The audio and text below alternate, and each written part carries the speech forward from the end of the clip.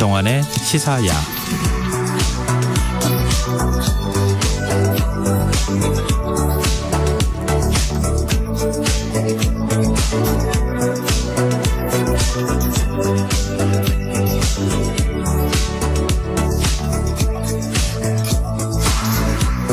하루의 마무리, 오늘도 함께 하시죠. 시사평론가 김성환입니다.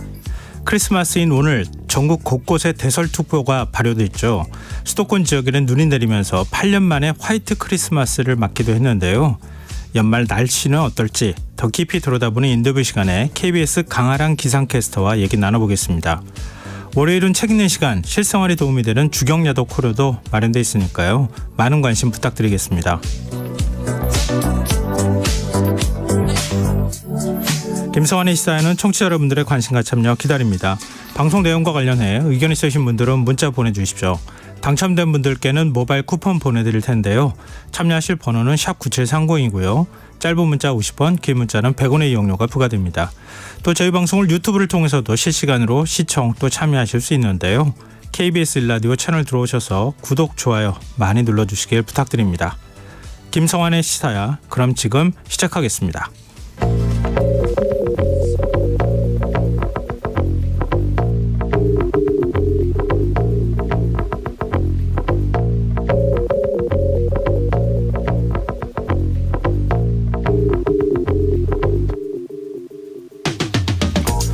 청취자 여러분들도 크리스마스 실과 관련된 추억 하나쯤 있으실 겁니다. 과거에는 학교에서 크리스마스 실을 단체로 구입하는 경우가 많았고, 그렇게 구입한 실을 크리스마스 카드나 연합장에 우표와 함께 붙여서 보내곤 했는데요. 카드를 우편으로 보내는 일이 줄면서 크리스마스 실마저 추억 속으로 사라져가고 있다고 합니다. 실제로 지난 2010년만 해도 약 50억 원에 달했던 크리스마스 실 모금액은 절반 가까이 줄어든 상황이라고 하는데요. 크리스마스 실 판매금이 결핵 환자들의 치료를 지원하고 인식을 개선하는 사업에 사용되어 왔다는 점에서 걱정스러운 마음도 듭니다. 결핵이라고 하면 흔히들 옛날 질병, 잊혀진 질병 아닌가 이렇게 생각하시는 분들이 적지 않으실 텐데요. 우리나라 결핵 발병률은 경제협력개발기구 OECD 가입국 가운데 두 번째로 높은 수준이고요. 결핵에 따른 사망률도 OECD 가입국 가운데 4위로 꽤 높은 편이라고 하죠. 특히 올해는 고령층 발병률이 늘면서 이대로라면 12년 만에 결핵 환자가 증가세로 돌아설 수 있다, 이런 우려마저 나오는데요. 이대로 괜찮은 걸까요? 결핵은 영양과 위생 상태가 좋지 않은 곳에서 많이 발병한다는 점에서 우리 복지 체계에도 시사하는 바가 적지 않은데요. 이번 연말연시만큼은 복지 제도가 닿지 않는 우리 주변의 어려운 이웃과 소외된 사람들에게 작지만 따뜻한 마음 전하면 어떨까요?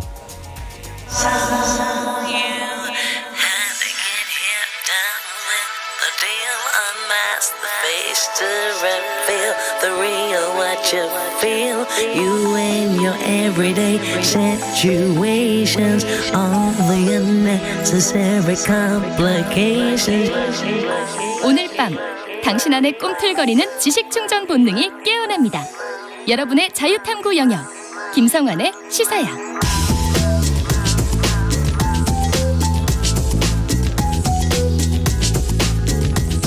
오늘 놓쳤던 뉴스 꼼꼼히 정리해드리는 뉴스야 시간입니다. 시사저널 구민주 기자 나와 계십니다. 안녕하세요. 네, 안녕하세요. 네, 크리스마스 성탄절 맞아서 어제 혹시 뭐 어떻게 좋은 케이크도 자르고 좀 그러셨어요? 케이크 자르고 초도 불고요. 오늘 방송을 해야 되기 때문에 어제 충분히 즐겼습니다. 아, 그래요? 혹시 뭐 이렇게 많이 이렇게 눈 내릴 때 네. 어디 다니시지는 않으셨고요? 다행히 그때 딱 집에 있어서요. 네, 네. 교통 대란은 피했습니다.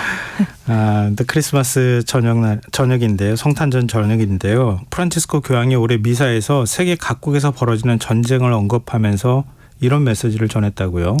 네, 프란치스코 교황 성탄절 전야인 어제 성 베드로 대성당에서 미사를 집전하며 전 세계에 평화를 호소했습니다.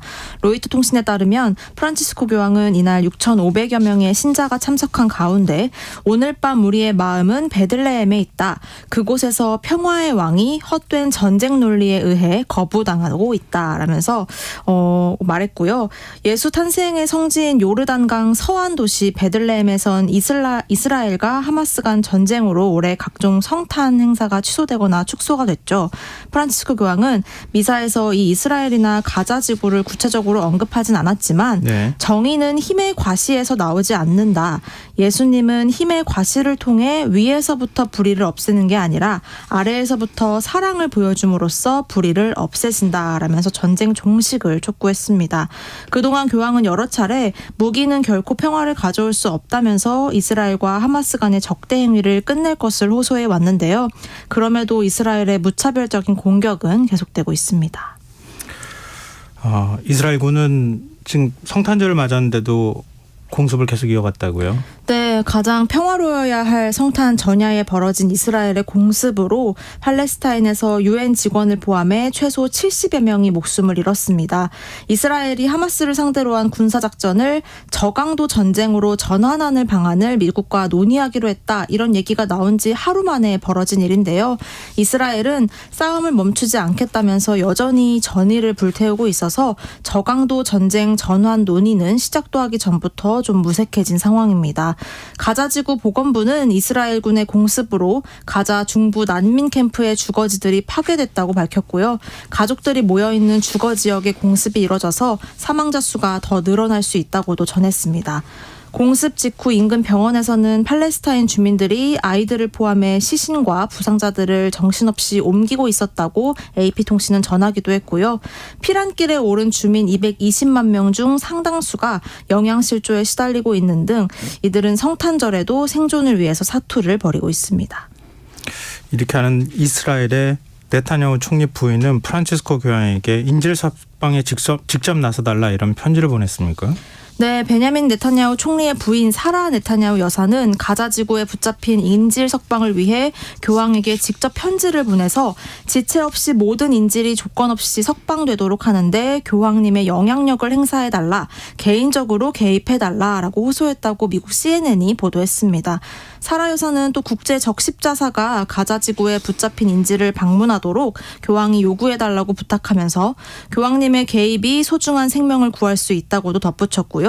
지난 몇 주간은 세계 지도자 33명의 배우자에게도 하마스에 붙잡힌 인질을 석방시키기 위한 외교적 노력의 하나라면서 이러한 편지를 보낸 것으로 전해졌습니다. 지난 10월 팔레스타인 하마스 기습 당시에 붙잡혀간 이스라엘 인질 약 240명 중에 일시 휴전에서 풀려나지 못한 나머지 인질 130여 명 석방을 놓고 양국 간 협상이 좀 지지부진한 상황입니다. 모든 생명의 가치는 똑같겠죠. 네. 윤석열 대통령도 교회를 찾아 성탄 예배를 드렸다고요? 네, 정동 제일교회에 찾았는데요. 이곳은 1885년 헨리 아펜젤러 선교사에 의해 설립된 한국 최초의 개신교 교회입니다. 윤 대통령 오늘 이곳에서 성탄 예배 드렸는데요. 예배 시작 전 미리 도착해 담임 목사를 비롯해 교회 성도들과 인사를 나눴고 약 1시간가량 예배를 드렸습니다. 한 성도가 응원한다며 인사를 건네자 윤 대통령은 국가가 좋은 선물이 되도록 노력하겠다라고 말했다고 김수경 대통령실 대변인이 전하기도 했습니다. 예배엔 유인촌 문체부 장관, 황상무 시민사회 수석이 동행했고요. 김건희 여사는 함께하지 않았습니다. 지난해 성탄절엔 유년 시절 다녔던 서울 성북구 영암교회에서 김 여사와 함께 성탄 예배에 참석한 바 있었고요. 네. 크리스마스 이브인 어제 저녁엔 서울 종로구 해화동 성당에서 미사를 드렸습니다. 정치권에서 어떤 메시지 나왔습니까? 여야는 가장 낮은 곳을 향했던 예수님의 사랑과 가르침을 되새기겠다며 공통된 메시지 냈습니다. 국민의힘은 논평을 내고 국민 통합과 약자와의 동행을 위해 더 노력하겠다고 강조했고요. 우리 사회가 여전히 갈등이 깊고 한반도는 북한의 도발로 위협받고 있으며 베들레헴까지 전쟁의 회색빛으로 가득한 현실이 안타깝다면서 따뜻하고 공정한 사회 만들겠다고 약속했습니다.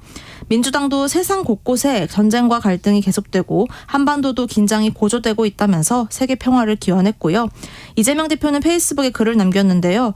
예수께서 지금 이 땅에 오셨다면 가장 소외된 이웃들부터 찾았을 것이라면서 지금 정치와 국가의 역할도 그와 다르지 않다고 말했습니다. 문재인 전 대통령도 SNS에 김정숙 여사와 함께 산타 옷을 입은 사진을 올려서 성탄절 메시지에 동참을 했습니다. 이른바 김건희 특검법이 연말 전국의 최대 내관으로 떠올랐다고요? 네, 여야 공방이 연휴에도 거셌는데요. 민주당은 특히 국민의힘 비대위원장으로 지명된 한동훈 전 법무부 장관을 향해서 특검법을 수용하라고 압박했습니다. 여권 일각에서 얘기가 나왔던 총선 후 특검 수용안에 대해서는 일고의 가치가 없다고도 선을 그었고요.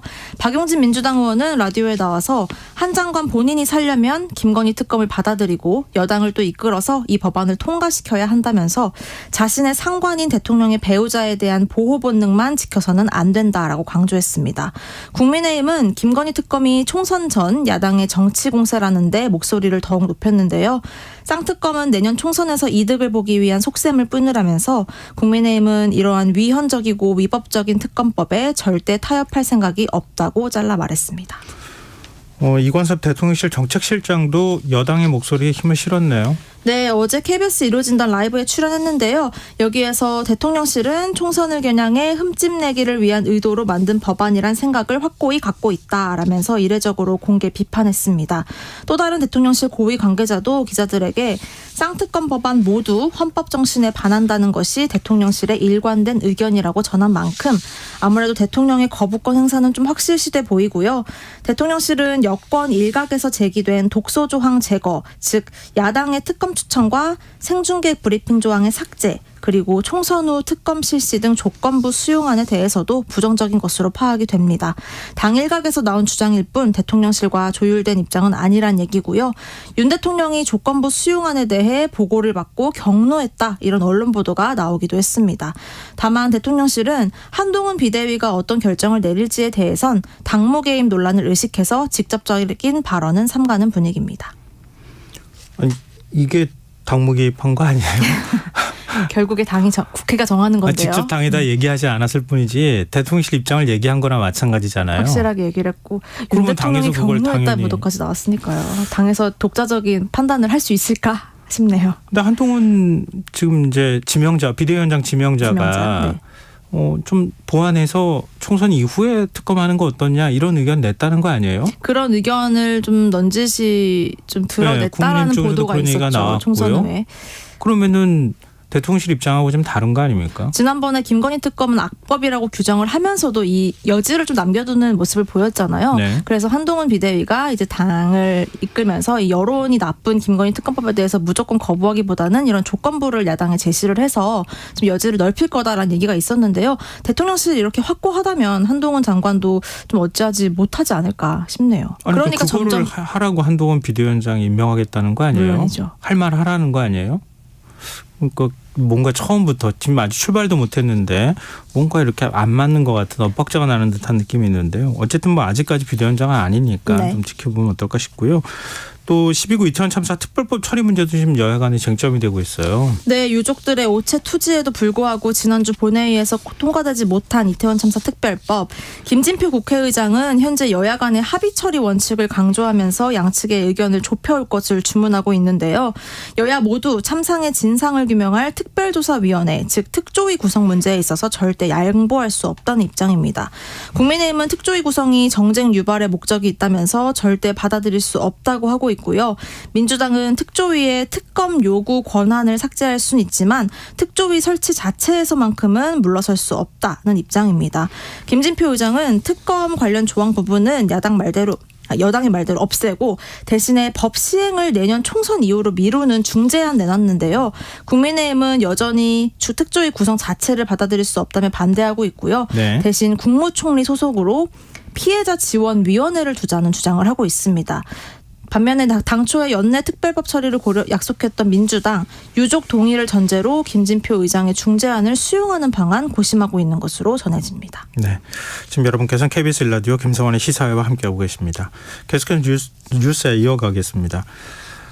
국민의힘이 내일 전국위원회 열고 한동훈 전 법무부 장관을 당 비상대책위원장으로 공식 임명할 예정이에요. 네, 내일 전국이 열고 공식 임명하는데요. 총선을 약 100일 앞두고 새내기 정치인 한동훈 비대위원장이 집권 여당의 사령탑으로 정치 데뷔를 공식적으로 하게 되는 겁니다.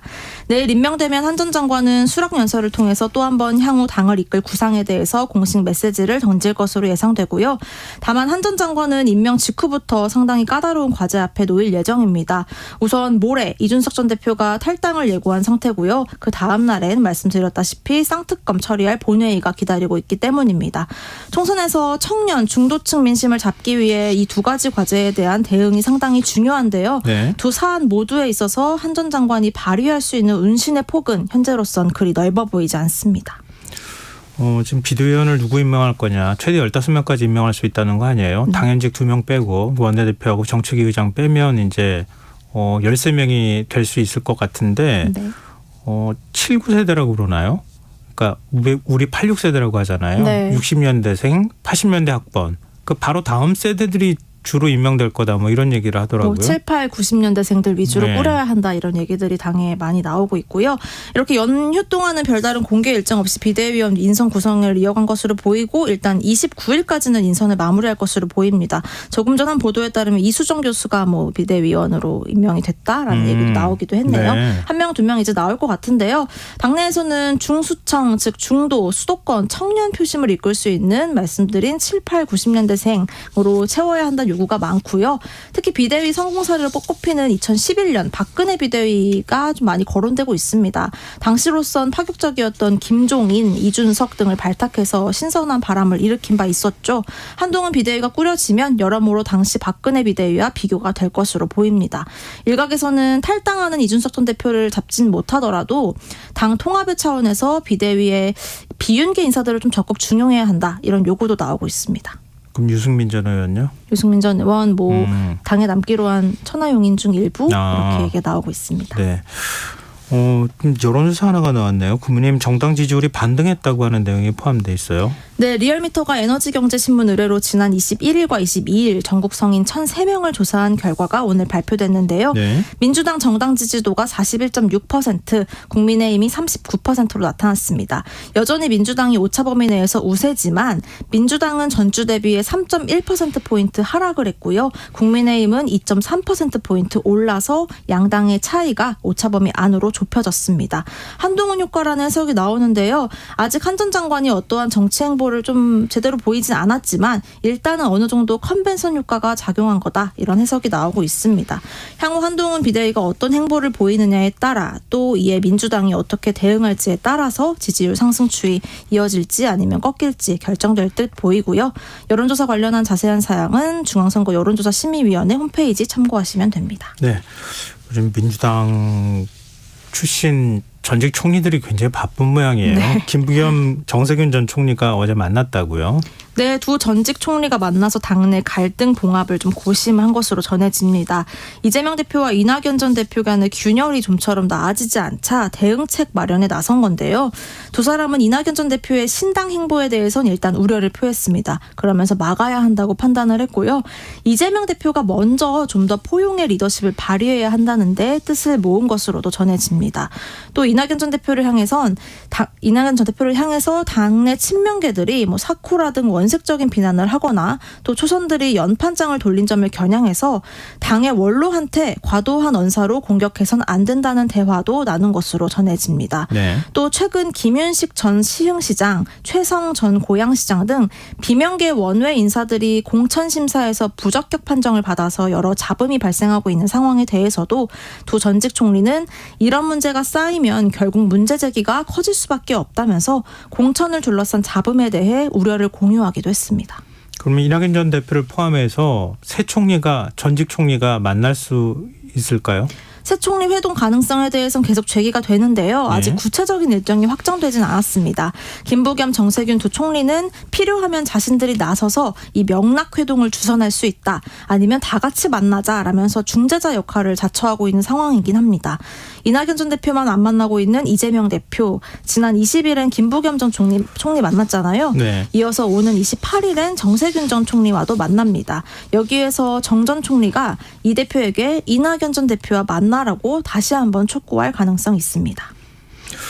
이재명 대표는 그러면 어떤 조치를 취할 것이냐 이게 관심이 쏠리는 거 아니겠어요? 그렇습니다. 아직 뭐 분명한 입장을 내놓지는 않고 있는 거죠. 여전히 그래서 좀 침묵 모드다 이렇게 해석이 이낙연 나오죠. 전 대표가 지금 이제 당대표직에서 내려오고 통합비대위 구성해야 된다. 이걸 사실상 마지노선으로 제시했잖아요. 근데 그거는 못 받겠다고 하는 게 민주당의 기준 거죠. 그래서 좀 평행선을 달리고 있는 것 같아요. 네. 이낙연 전 대표가 그렇게 배수진을 쳐버렸기 때문에 사실 이재명 대표로서는 어떤 봉합을 이루기 위해서는 본인이 자리에서 물러나는 수밖에 없어지게 된 그렇죠. 거기 때문에요. 예. 이거를 좁히기 위해서 이 두 전 총리가 나서는 거 아닌가. 그래서 조건 없이 둘이 만나서 대화를 해야 한다. 이런 얘기를 하는 것 아닌가 싶습니다. 네. 이것도 뭐 계속 앞으로도 시끄러울 것 같네요. 금방 해결될 문제는 또 아닌 것 같고요. 자, 마지막 뉴스로 가보겠습니다. 하루 최대 주당 52시간만 넘지 않는다면 하루 몇 시간을 연장 근무하든 처벌할 수 없다, 이런 대법원 판결이 나왔어요. 네, 연장 근로시간을 따질 때 매일매일이 아니라 일주일 단위로 계산을 해야 한다. 이런 대법원 판단이 처음 나온 건데요. 일주일 총 근무 시간이 52시간만 넘지 않으면 하루에 예를 들어 20시간 넘게 연장 근무를 시켜도 된다는 걸로 해석이 됩니다. 네. 항공기 객실 청소업체 대표가 직원에게 사나흘씩 장기간 연장 근무를 시켜서 근로기준법을 위반한 혐의로 재판에 넘겨진 사건에서 바로 이런 판단이 나온 건데요. 앞서 1, 2심에선 하루 8시간 근무에서 얼만큼 초과했는지를 매일 따져서 일주일치를 합산하는 방식을 써서 업체 대표에게 벌금형이 내려졌는데 네. 대법원에선 이 1, 2심 법원 계산이 잘못됐다고 판단을 했고요. 하루가 아니라 일주일 단위로 일한 시간을 모두 더해 총 근무 시간이 52시간을 넘기지 않아서 합법이라고 해석을 했습니다. 그동안에 우리가 알고 있던 거하고는 좀 다른 거 아닌가요? 지금 뭐 주 69시간제 얘기 나왔을 때도 하루에 최대 근무할 수 있는 시간이 예를 들면 4시간 근무하면 휴게 시간을 줘야 된다. 여러 가지 기준이 네, 그런 있었죠. 조건들이 붙어 있었기 때문에 아무리 오래 일한다 하더라도 한 10몇 시간밖에 안 된다고 얘기를 했는데 20시간까지 근무가 가능하다고요? 이게 당장 고용노동부의 행정해석과도 배치가 되는 판결이 나와서요. 이 행정해석을 당장 뭐 수정해야 되는 거 아니냐, 이런 수정이 불가피하다, 이런 얘기가 나오고 있어서요. 예. 네, 좀 이게 엇박자가 나고 있습니다. 말씀하신 대로 이제 하루에 초과한 근무 시간이 몇 시간을 넘더라도 전체 일주일 단위로 52시간만 넘지 않으면 그게 불법이 아닌 것이 되기 때문에요. 네. 그러면 사흘 동안은 야근을 계속 시키고 나머지 이틀을 좀 덜 시켜도 그거는 근로기준법 위반이 아닌 것이냐, 이런 얘기가 당장 나오고 있는 거죠. 노동계와 경영계 입장은 뭡니까? 혹시 나온 게 있어요? 네, 이제 이틀 밤샘 근무를 시켜도 문제가 없게 됐다라면서 노동계는 시대착오적인 판결이라고 반발을 했고요. 네. 1일 근로시간에 상한선을 정하지 않는 나라는 거의 없다는 입장입니다. 한국노총은 논평을 내는데요. 1일 8시간 법정 노동시간을 정한 취지를 무색해 만들었고 현장에 자리 잡은 연장근로 수당 산정 방식과도 배치돼서 혼란을 자초했다라고 강하게 비판했습니다. 반면 경영계는 지금과 같은 경직적인 근로시간 제도를 그대로 두면 기업의 생산성 하락이 불가피하다면서 이번 대법원 판결을 계기로 근로기준법을 둘러싼 전반적인 법과 제도 재정비에 나서야 한다, 이런 입장을 냈습니다. 근데 지금 이런 대법원 판결 나왔는데 주 62시간제로 가버리거나 월 단위로 바뀌거나 62시간제로 가버리면 또 바뀌어야 되는 거 아니에요? 더 또 혼란이 바뀌고 있겠는데요? 더 노동계가 얘기하는 이 근로시간의 상한선 더 이게 모호해지겠죠. 그렇죠. 그거 가지고도 또 사회적 논란이 있지 않을까 싶네요. 그렇습니다. 우리 국가보훈부가 내년 1월 이달의 독립운동가로 이승만 전 대통령을 선정했다고요? 네, 보훈부는 세계 속의 독립운동을 주제로 내년 1월부터 12월까지 총 38명의 이달의 독립운동가를 등재했는데요. 이 중 1월 독립운동가로 이승만 전 대통령을 등재했습니다. 이 전 대통령에 대해서는 공과가 뚜렷한데 업적만 강조하는 데 대한 우려가 당장 나오고 있고요. 특히 다른 달에는 각각 3명 이상의 독립운동가가 선정이 됐는데 1월에만 이승만 전 대통령이 단독 으로 명단에 올라서 또 한 번 논란이 되고 있습니다.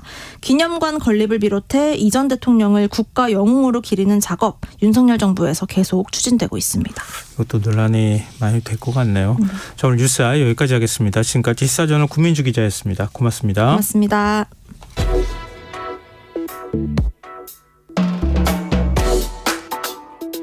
더 나은 내일을 준비하는 시간, KBS 1라디오 김성환의 시사야.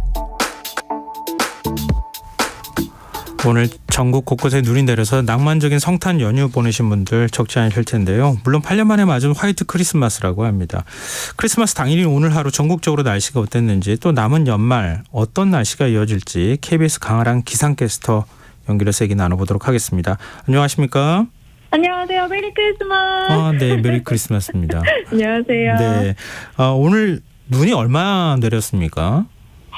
일단 지난 그 밤사이에 눈이 제법 많이 내렸습니다. 예. 아침에 일어나서 그 창밖을 보셨죠? 네. 아마 보신 분들 아마 환하고 예쁜 풍경에 기분이 좋으셨을 수도 있을 것 같은데 반면에 저 눈을 또 언제 다 치우나 할 정도로 눈이 제법 많이 왔거든요. 보통 서울에 한 1에서 3cm만 와도 많이 왔다. 이거 차량들 어떻게 하면 좋을까? 이 정도인데 오늘 오전에 눈이 한 2.8cm 정도 쌓였던 그때가 있었거든요. 한 네. 10시, 11시쯤에. 상당히 많이 쌓인 거라고 볼 수가 있을 것 같고요. 근데 오늘 같은 날씨에 이제 아침에는 기온이 영하로 떨어졌지만 낮에는 기온이 갑자기 빠르게 올라서 크게 안 추웠단 말이죠. 네네. 그래서 영상권으로 올라서면서 이 적설이 쌓여있던 게 꽤 많이 녹았습니다. 그래서 이 적설량에 대한 의미는 크게 없고 오전에 주로 쌓인 걸로 보자면 뭐 경기 남부 지역이나 아니면은 서울 인천 쪽으로 해가지고 최대한 5cm 정도 쌓인 곳이 있고요. 네. 대전, 세종, 뭐 충북 지역과 충남 지역, 제주도 산간 지역에도 한 많게는 한 5cm 정도 이 정도 쌓였다 이렇게 보시면 될 것 같습니다. 네. 예, 8년 만에 화이트 맞아요. 크리스마스다 이렇게 얘기하는데요. 저 오늘 네. 눈 2번 쓸었어요. 그래서 어머 진짜요? 아침에 나와서 한 번 쓸고 오후에 나와서 한 번 더 쓸었거든요. 느낌이 되게 새롭던데요. 대설특보가 발효된 것도 있었습니까? 아, 맞습니다. 이게 사실 그 눈 쓰신 게 아마 오전이실 거예요. 그죠? 네. 자고 일어나서 보니까 이렇게 많이 쌓여 있었을 텐데 서울은 주무시는 동안에 모두가 그 주무시는 그 밤 시간에 많이 눈이 왔었거든요. 새벽에 서울 서부권 그러니까 뭐 은평구, 종로구, 마포구, 서대문구, 중구, 용산구 이렇게 대설특보가 내려졌었습니다. 아침에 좀 해제가 됐지만 또 다른 경기 지역, 강원 지역으로도 대부분 대설특보가 내려졌었고요. 네. 강원 산간 지역은 이렇게 뭐 우리나라 눈 소식이 있다 하면은 꼭 빼놓지 않고 대설특보가 내려지는 지역인데 오늘 오전까지도 계속해서 오후에도 한때 또 눈이 내리면서 대설특보가 내려지기도 했었고 전북 무주에서도 오늘 많은 눈이 내리면서 대설특보가 발효가 됐었습니다. 네. 근데 우리 화이트 크리스마스 두고 매번마다 논란이 있던 것 같아요. 제가 기억에 아예 눈이 안 내리면 화이트 크리스마스 아니야 이렇게 딱 마음을 그냥 정리해 버릴 텐데 애매하게 눈이 오면 이거 화이트 크리스마스 아니야 이거 가지고 논쟁이 있거든요. 이게 화이트 맞아요. 크리스마스를 구분하는 어떤 기준이 있습니까? 내가 화이트 크리스마스라고 생각하면 이건 화이트 크리스마스야라고 하시는 분들도 있겠지만은 네. 사실 뭐 진눈깨비처럼 흩날리면서 내리는 그 눈, 그거는 사실 화이트 크리스마스라고 보기 좀 어렵습니다. 그 기준이 있는데요. 네. 적설로 관측이 될 때 화이트 크리스마스다라고 저희는 이렇게 인정을 하고 있는데요. 네. 적설이라고 하면 그 쌓여서 몇 센티미터라고 기록이 될 정도로 이렇게 눈이 쌓이는 걸 의미를 해요. 그 기준도 따로 있긴 한데요. 네. 저희 최소 단위는 1cm니까 그냥 눈이 뭐 진눈깨비로 내려서 뭐 없어진다든지 아니면 거의 쌓이지 않을 정도로 눈이 살짝 흩날린다? 요 정도는 화이트 크리스마스라고 좀 보기 어렵지 않을까. 네, 그렇게 저희 기상청에서는 생각을 하고 있습니다. 그러니까 그냥 이렇게 밟았을 때 눈이 왔다고 느껴질 정도가 돼야 되는 거군요. 맞아요. 살짝 뿌리는 정도 가지고는 안 되고. 1cm인데 네. 1cm가 좀 안 돼도 적설로 기록은 하거든요. 어느 정도 이렇게 눈이 덮였다. 어느 지역에 한 절반 정도 덮였다. 그 기상 관측소에서 관측을 할 때 그 정도는 돼야 이제 화이트 크리스마스다라고 인정을 하게 되는 거죠. 네. 강아랑 캐스터도 오늘 화이트 크리스마스 보내신 거죠? 네, 저는 오늘 너무 즐거웠습니다. 네. 지금 부산 출신이라고 제가 들었거든요. 제가 부산에서 이제 20년 동안 지내고 이제 서울에서는 13년째 지내고 있는데 네. 사실 부산은 혹시 가보셨나요? 겨울철에 가보셨나요? 그렇죠. 가본 적 있죠. 근데 눈을 네. 잘 못 보는 곳이라 그러잖아요. 맞아요. 거의 눈이 내리지 않고요. 한반도가 온 사방 이렇게 눈 구름을 뒤덮여도 부산은 전혀 눈이 오지 않아서 항상 아쉬운, 저는 부산 사람들은 아쉬운 그런 게 이제 계절 겨울이 아닐까 싶은데 네. 부산 같은 경우에는 제가 거의 화이트 크리스마스를 겪었던 게 초등학교 3, 4학년쯤에 딱 한 번 있었는데 네. 그 이전에는 이제 어렸을 때는 기억이 전혀 없고요. 그냥 애초에 겨울에 눈이 내리는 게 한두 번 정도 있고 1년에도 그리고 전체로 따져도 거의 없다고 보시면 돼서 부산 같은 경우는 화이트 크리스마스가 없다고 보시면 돼요. 그래서 저는 이제 서울에 오래 살기도 했지만 네. 아직까지 이렇게 눈이 내리는 게 되게 좋더라고요. 그래서 오늘 나가서 눈사람도 만들고 이렇게 눈 위에 누워서 팔을 좌우로 이렇게 돌리면 천사 모양 되는 거 아시죠? 그것도 만들고 아니, 오늘 하루를 좀 오늘 그 즐겁게 정도로 눈 보내서 내리지는 않았어요. 제가 눈이 한 10cm, 20cm 정도 쌓여야죠.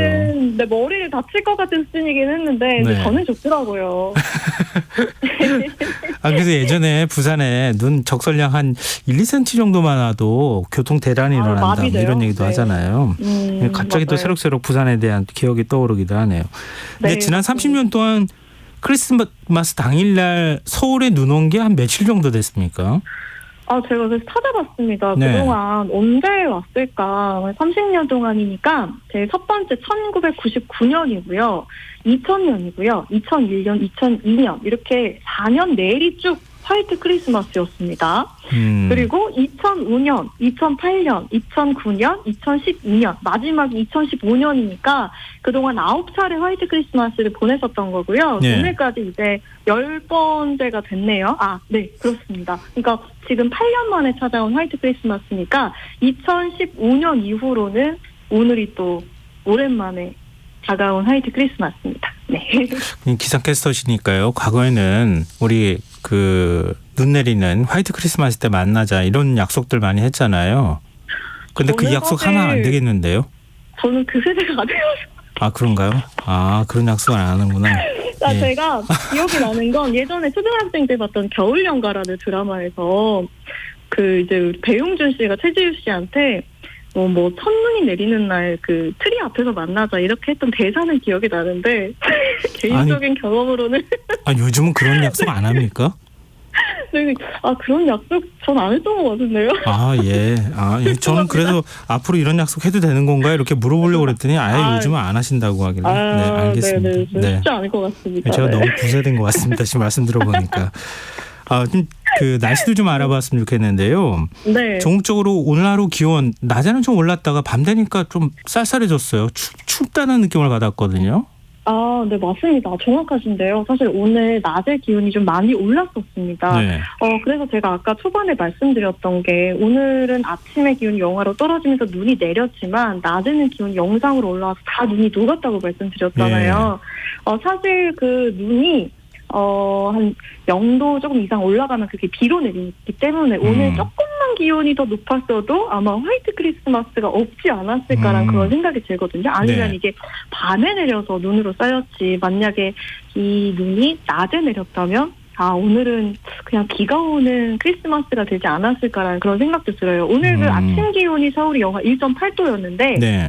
예년 이맘때가 한 영하 4.4도 정도니까 예년보다 포근했었습니다. 예년 수준이 영하 6.6도네요. 네, 예년보다 많이 포근했고요. 예. 오늘 그 청송 같은 경우에는 눈이 안 왔어요. 오히려 눈이 안 오는 지역이 더 춥거든요. 네. 눈구름이 이불 역할을 해주면서 오늘 눈이 내렸던 지역보다 안 내린 지역이 더 추웠는데 안동 같은 경우에도 거의 영하 10도에 육박했고요. 대관령이 오히려 눈이 많이 오면서 안동이나 청송 등 경북 지역보다 조금 더 살짝 더 기온이 높았습니다. 오늘 영하 7.5도 기록했고 낮에는 대부분 지역에서 거의 영상권의 기온을 회복을 해서 오늘 낮 동안에 활동하기 비교적 좋았다 그런 생각이 들고 이제 밤사이 기온이 떨어지고 있어서 지금은 다시 기온이 대부분 영하권으로 떨어진 상황이네요. 네, 따뜻하게 주무시는 게 좋을 것 같습니다. 네.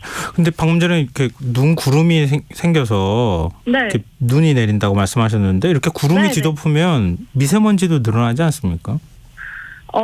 일단 눈구름과 미세먼지는 큰 연관성이 없긴 하지만 지금 미세먼지 농도가 상당히 높아진 상황인데요. 네. 지금 그 이유는 계속해서 이렇게 서풍이 불어오게 되면 중국에서 대기 오염물질이 우리나라 쪽으로 유입이 되는데 그동안 미세먼지 유입이 없었던 이유가 북쪽에서 내려오는 그 찬바람이 미세먼지를 다 이렇게 해소시켜주고 있었기 때문이거든요. 네. 근데 지금 찬바람이 잦아들었고 바람이 거의 불지 않은 상황에서 따뜻한 서풍이 한반도 쪽으로 불고 그 서풍을 타고 그 중국발 대기 오염물질 들어오고 있기 때문이거든요. 그래서 네. 정말 죄송하지만 안타까운 소식은 미세먼지 농도가 지금 높아졌으니까 내일은 이제 초미세먼지 농도 주로 수도권이랑 강원 영서 그리고 충청과 전북, 광주 지역의 초미세먼지 농도 내일은 나쁜 수준 되겠다라고 제가 죄송한 말씀을 드리고 싶습니다. 네. 아니 근데 지금 이제 눈 내리는 거 보면서 올해는 눈이 많이 내리려나 이렇게 생각하시고 뭐 부추 같은 거 네. 하나 새로 장만하면 좋겠다는 생각하시는 분들이 있을 것 같은데요. 부추요? 네, 부추요. 아, 부추요? 네, 네. 그런 분들은 고민에 빠졌을 것 같아요. 눈이 혹시 올해 더 많이 내립니까? 그럴 수도 있을 것 같습니다. 아, 일단 그래요? 기상청이 이번에 3개월 예보를 발표를 했을 때요. 예. 그 엘니뇨라는 전 세계적인 기후 그 현상 때문에 일단 강추위가 계속 이어지진 않고 이번에 겪었던 11월, 12월 그 기후처럼 추웠다 더웠다를 좀 크게 반복하는 기온 변화의 폭이 큰 날씨가 이어지는 가운데 또 그 강수량 자체가 되게 많을 거라고 예보가 됐어요. 네. 그래서 날씨 기온 같은 거는 엄청 추웠다가 좀 덜 추웠다가 이 기온 변화 폭이 크고 비가 한 번 올 때, 눈이 한 번 올 때는 좀 많이 내리고 그럴 수가 있어서 일단 12월, 1월까지는 서쪽 지역 서해안에 많이 올 것 같고 겨울 후반쯤 되면 동해안에 또 많은 강원 영동 쪽이나 이렇게 해서 폭설이 내리지 않을까 이렇게 전망을 하고 있습니다. 그래요. 부추 장만하셔도 될 것 같은데. 근데 부츠는 좀 위험할 수 있으니까요. 좀 안전한 거 잘 이제 방한도 되면서 좀 미끄럼 방지도 되는 네. 그런 신발로 도톰한 신발로 고르시는 걸 추천드립니다. 네. 그리고 해넘이 해맞이 해야 되나? 그러면은 어디 뭐 동해안이라도 가야 되나? 아니면 뭐 어디 산에라도 올라가야 되나? 이렇게 고민하시는 분들이 있을 것 같은데요. 있죠. 네. 날씨 지난번처럼 그렇게 추우면은 가기 어렵잖아요. 어떨 것 맞아요. 같습니까? 연말 연초. 일단은 제가 이번 주 전망을 쭉 보고 왔어요. 네. 근데 요즘 이상해요, 날씨가. 왜냐면 저도 이제 주말 날씨를 또 보면 많은 분들이 나들이 계획 세우실 것 같아서 주말 날씨 좀 제발 좋아라 이렇게 기도하면서 날씨 예보를 하거든요. 네. 근데 지금 겨울 들어서 겨울철에 계속 이제 주말에만 춥고 주말에만 눈비 소식이 있고 이상하거든요. 맞아요. 이번 주도 네. 이번 주도 30일 토요일이랑 30일 일요일에 이제 많은 분들이 나들이 떠나실 거 아니에요. 예, 마지막 그쵸. 주말이니까. 근데 토일 야속하게 딱 전국에 눈비 소식 들어와 있습니다. 날씨 기온은 일단이- 어때요? 기온이요. 지금 서울 기준 영하 1도더라고요. 영하 그렇게 춥진 1도면 않네요. 오늘 수준이랑 뭐 크게 차이가 나지 않을 것 같은데 아침 기온이. 그래서 1도 정도 수준으로 아침에 뭔가 내린다면은 눈이 내릴 가능성이 있고 낮에 기온이 영상으로 올라갔을 때 뭔가 내린다면 비가 내릴 수 있을 것 같은데 이게 일단 주말입니다. 새해 첫날에는 일단 비 예보가 없는데 네. 주말 토 일요일에 눈비 소식이 있어서 이거 참고를 좀 하셔야 될 것 같습니다. 아니 동해 쪽으로 가시려면은 그러니까 KTX나 이런 그 철도를 이용하시는 게 좋겠는데 차 가지고 가시다가 폭설 맞을 경우가 생길 수도 있을 것 이게 같은데. 사실 3일 전에 좀 기상청에서 뚜렷한 전망을 하거든요. 네. 그래서 지금은 아직 멀었으니까 조금 더 임박해서 기상 정보를 참고하시면 더 정확한 지역과 정확한 시간에서의 그 날씨를 확인하실 수 있을 것 같아요. 네. 일단은 지금 토요일 오후부터 일요일 오전까지 눈비 들어와 있는데 네.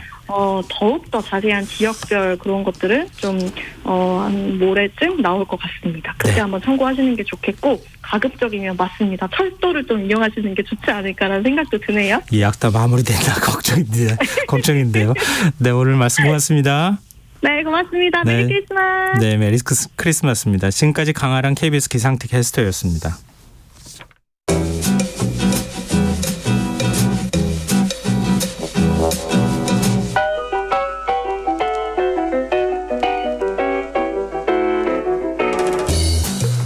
성탄절은 예수 그리스도의 탄생을 기념하는 것에서 시작됐는데요. 크리스마스를 가족과 함께 보내는 문화 언제부터 생겨난 걸까요?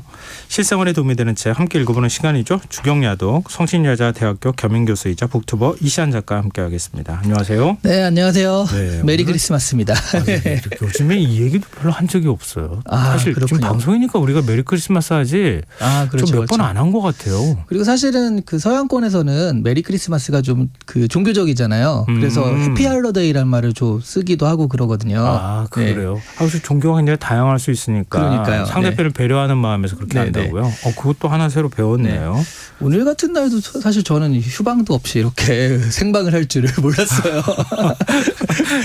그래서 제가 오늘은 네. 사실 오늘 같은 날이 아니면 절대로 소개하기 힘든 그런 책을 하나 소개해드리려고 하는데 네. 이렇게 얘기하면 많은 분들이 짐작을 하실 수 있을 것 같습니다. 오늘 소개해드릴 책이요. 네. 크리스마스를 만든 책이라고 할 수 있거든요. 음? 예, 찰스 디킨스의 크리스마스 캐롤입니다. 이거 다 어렸을 때 읽는 책이라고 생각할 것 같은데요. 맞습니다. 네. 나이 먹고는 잘 안 읽을 것 같아요. 맞습니다. 네. 그래도 뭐 영화나 이런 것들이 워낙 계속 나오니까. 이거는, 맞아요. 네. 맞아요. 이게 출간된 지 얼마나 됐습니까? 이게 일단 찰스 디킨스가요. 1812년생입니다. 굉장히 오래됐네요. 네. 그리고 찰스 디킨스가 워낙 힘들게 산 걸로 또 유명해서요. 아버지가 그 채무를 갚지 못해서 어린 시절에 감옥에 수감되고 네. 어려서부터 학교 교육도 못 받고요. 런던에 뭐 구두약 공장에 취직을 해서 일하고 하루 10시간씩 일했다고 그래요. 그러니까 이때 경험한 것들이 작품의 주제가 돼가지고 주로 소설에서 빈민이나 어려운 사람들이 많이 등장을 하게 됩니다. 네.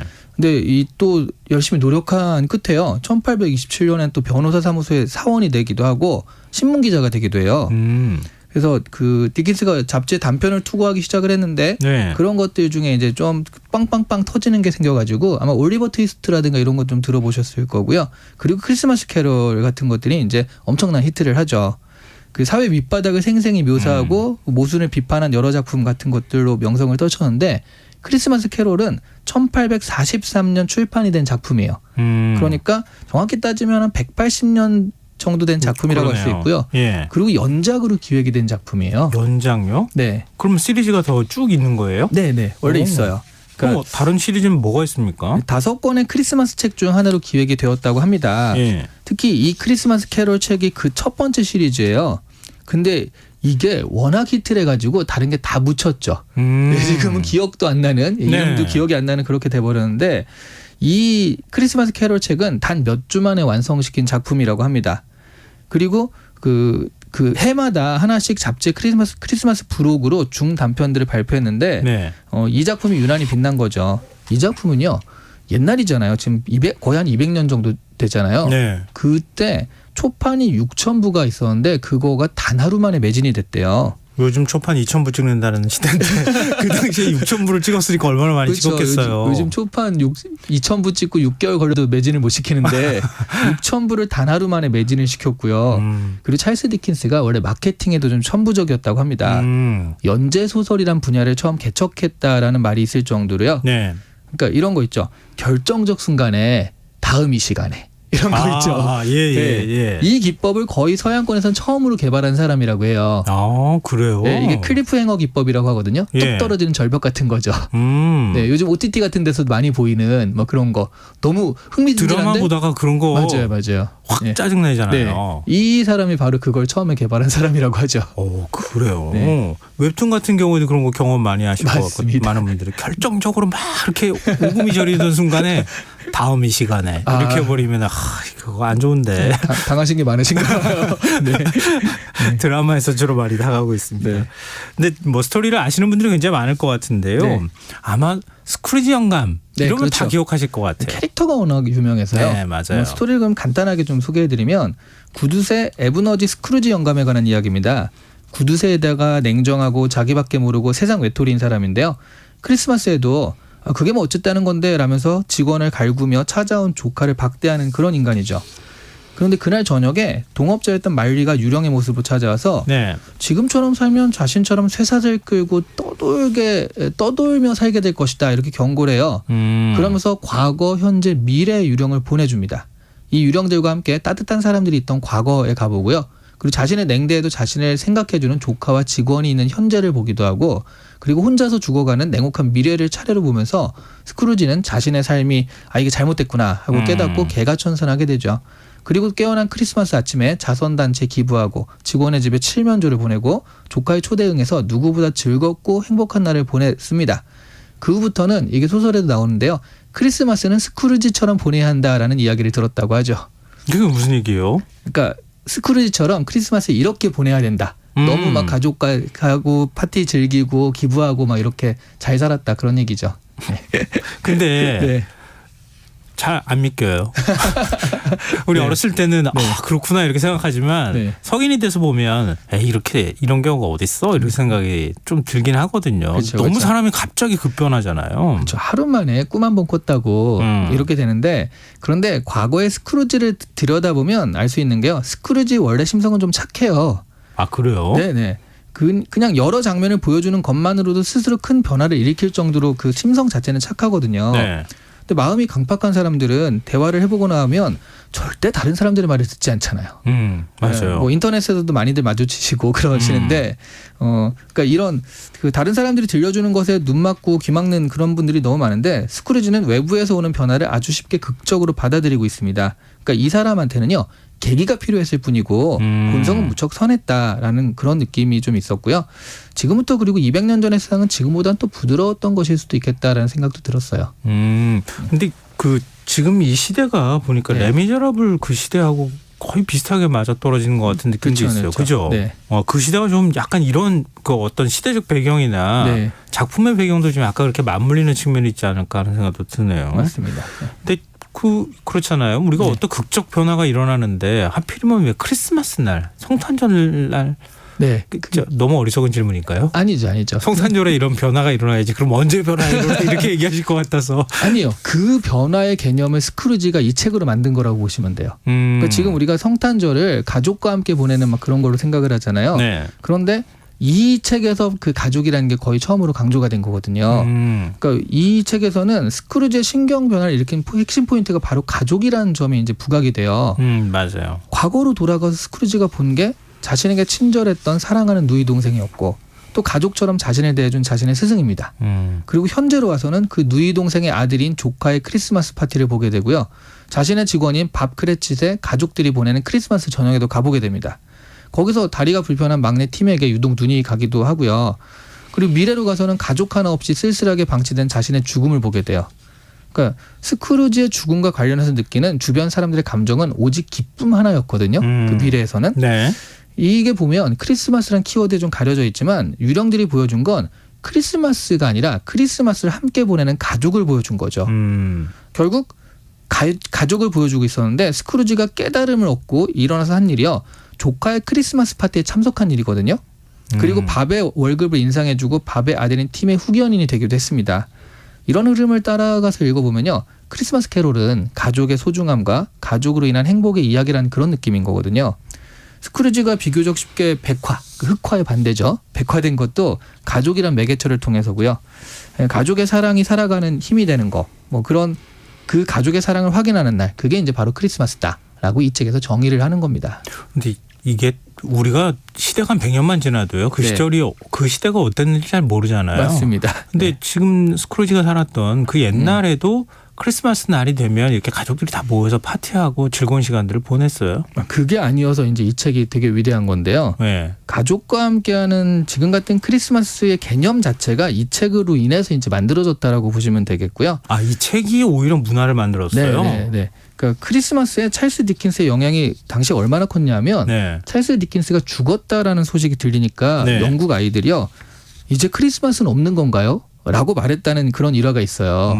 그러니까 그 당시에는 크리스마스 이퀄 디킨스 이랬었거든요. 아. 이 작품이 단순히 크리스마스를 부활시킨 것뿐만 아니라요.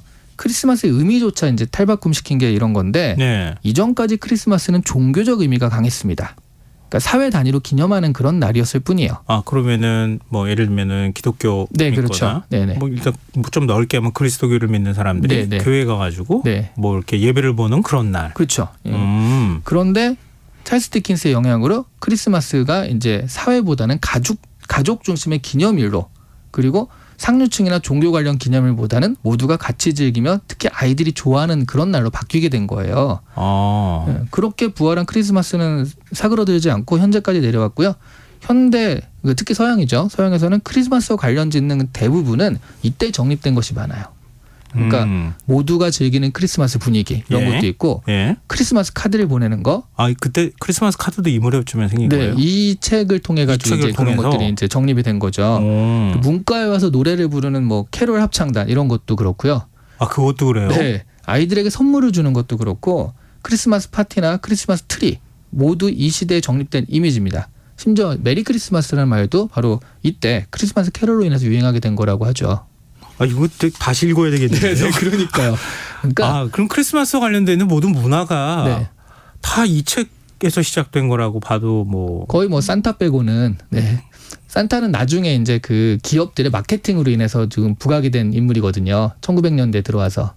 그건 얘기하시지 않는 게 좋을 뻔했어요. 네, 아 그래요? 네, 산타를 믿는 분들이 아직도.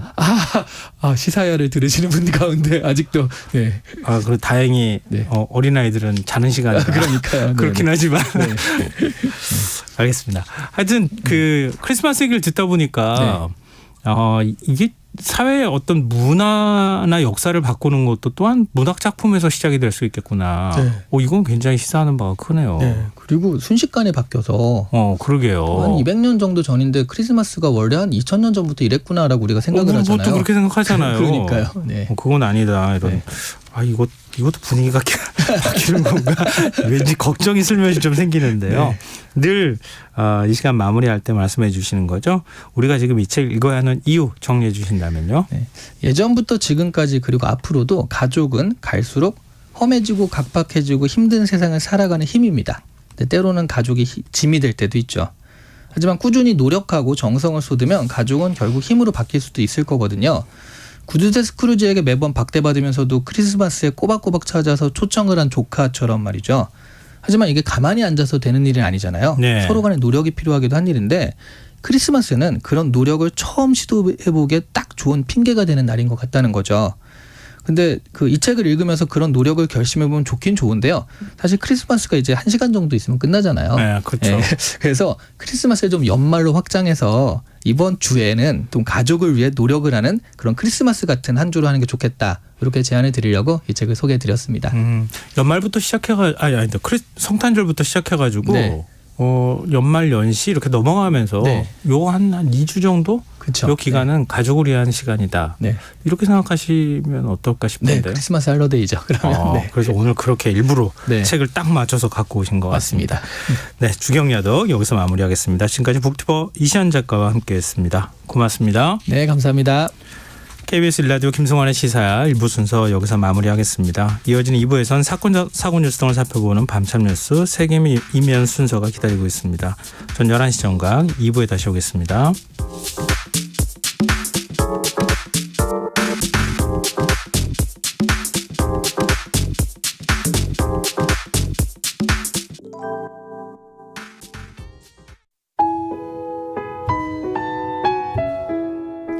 청취자 여러분, 위기 가정을 찾아주세요. 어려운 경제 상황 속에서 긴급한 경제적 지원이 필요한데도 복지 사각지대에 놓여 있어 아무런 지원도 받지 못하고 극한 상황으로 내몰리고 있는 위기 가정이 늘고 있습니다. KBS 강태원 복지재단에서는 사회 안전망에서 벗어나 위기에 처해 있는 가정을 발굴해 긴급 지원하는 사업을 진행합니다. 여러분 주위에 스스로의 힘만으로는 도저히 일어설 수 없는 힘든 이웃이 혹시 있는지 찾아봐 주세요. 우리 사회의 건강한 구성원으로 신속히 복귀할 수 있도록 KBS 강태원 복지재단이 작은 힘을 보태겠습니다. 여러분의 제보 전화를 기다립니다. KBS 강태원 복지재단 제보 전화 1533-0900, 1533-0900입니다.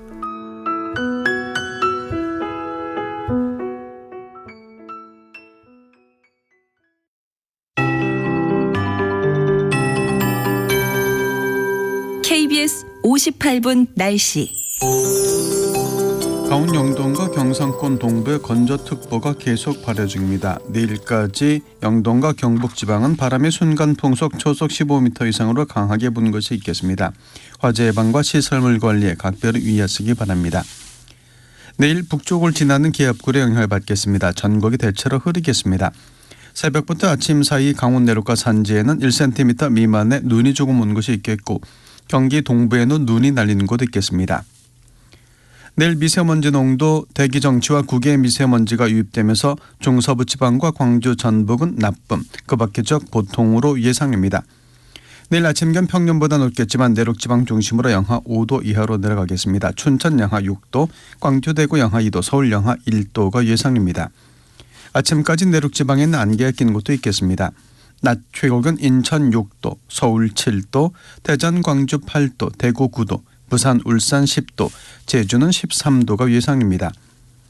바다의 물결은 전해상 0.5 내지 4m로 동해 먼바다에서 오전부터 모레 오전 사이 매우 높게 일겠습니다.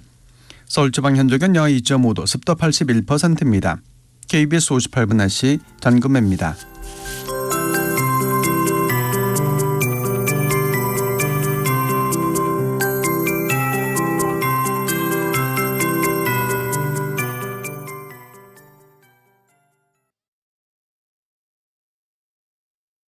정성을 다하는 국민의 방송 KBS가 11시를 알려드립니다. AM 711kHz, FM 97.3MHz, KBS 1라디오입니다. HLKA.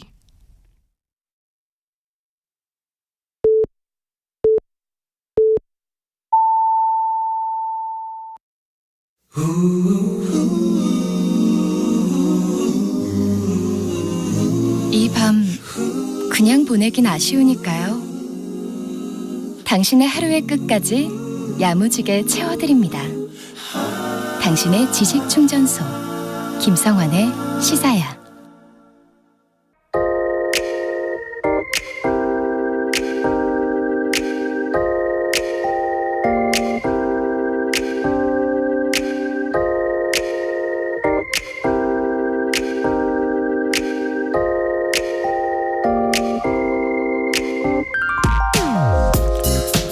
매년 성탄절이 되면 산타 할아버지에 대한 기사들이 쏟아져 나오곤 하죠.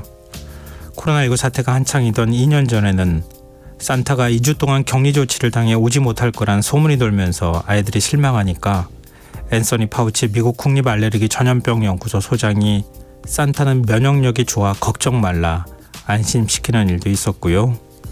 산타가 하룻밤 사이에 전 세계 어린이들에게 선물을 전달하는 비밀을 캔 물리학자와 항공공학자들이 루돌프가 끄는 썰매가 음속에 100배가 넘는 속도로 이동한다는 계산 결과를 내놓기도 했고, 음속을 돌파할 때 소닉붐이 발생한다는 반박에 부딪히자 산타 전용 웜홀이 있어서 공간 이동이 가능해 속도를 내지 않아도 된다, 이런 학설이 나오기도 했습니다. 미국에선 아이들이 8살이 되면 산타의 존재를 의심한다는 연구 결과가 나오기도 했습니다만, 독일 동부 마을 힌멜포르트의 산타 우체국에는 올해도 어김없이 산타 할아버지의 답장을 기다리는 아이들의 편지가 30만 통에 도착했다는 걸 보면 산타를 믿든 안 믿든 산타의 기적을 기다리는 사람들이 많다는 건 분명해 보입니다. 그리고 뜻하지 않게 기적처럼 산타의 선물을 받을 수도 있음을 오늘 기사를 통해 알게 됐습니다. 얼마 전 경기도 광주 소방서에 선물 상자가 배달됐다고 하는데요. 상자 안에는 음료수 50잔과 와플과 함께 200만 원이 든 흰 봉투, 그리고 익명 기부자가 정성스럽게 쓴 손편지가 들어있었다고 합니다. 기부자는 꼭 1년 전인 12월 15일 일터에서 쓰러진 남편을 구조하려고 애쓰던 구급대원들에 대한 고마운 마음을 전하며 딸의 생일이자 남편의 기일, 남편이 아이를 위해 생일 선물 준다 생각하면서 남편과 커피 한잔 하고 싶을 때, 남편에게 옷을 사주고 싶을 때, 맛있는 거 사주고 싶을 때 조금씩 돈을 모았다고 돈을 모은 배경을 설명했습니다. 그러면서 부디 부담 없이 받아달라, 구조대원분들께서 필요한 곳에 사용해달라며 편지를 마쳤다고 합니다.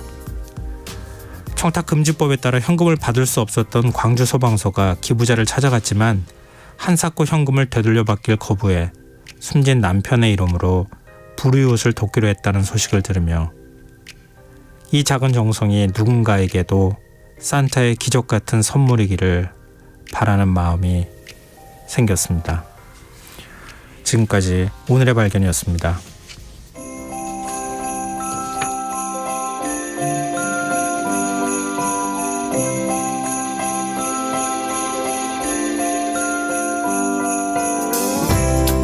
You've given me the world with all your love. So I got you something special just because I found a gift that's perfect. You're more than worth it. It's everything that you've been dreaming of. Oh, this is my love language. So I'll go ahead and say it, 'cause you're the gift that keeps on giving, and you deserve it all. You deserve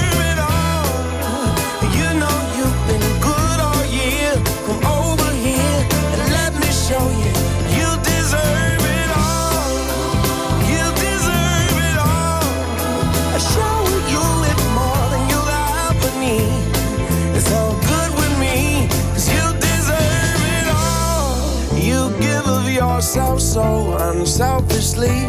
So I wanna give you all the finest things I found. A gift that's perfect. You're more than worth it. It's everything that you've been dreaming of. So treat yourself to something nice. The luxuries of life. 'Cause you're the gift that keeps on giving. You deserve it all. You deserve it all. You know you've been good all year. Come over here and let me show you. You deserve it all. You deserve it all. I'll show you it more than you'll ever need. It's all good with me, 'cause you deserve it all. For all you mean to me, underneath the tree, for you to see beyond your wildest dreams. And I know that I should do this all year long. 'Cause you deserve it all. You deserve it all. You know you've been good all year. Come over here and let me show you. You deserve it all. You deserve it all. I'll show you it more than you'll ever need. It's all good with me, 'cause you deserve it all.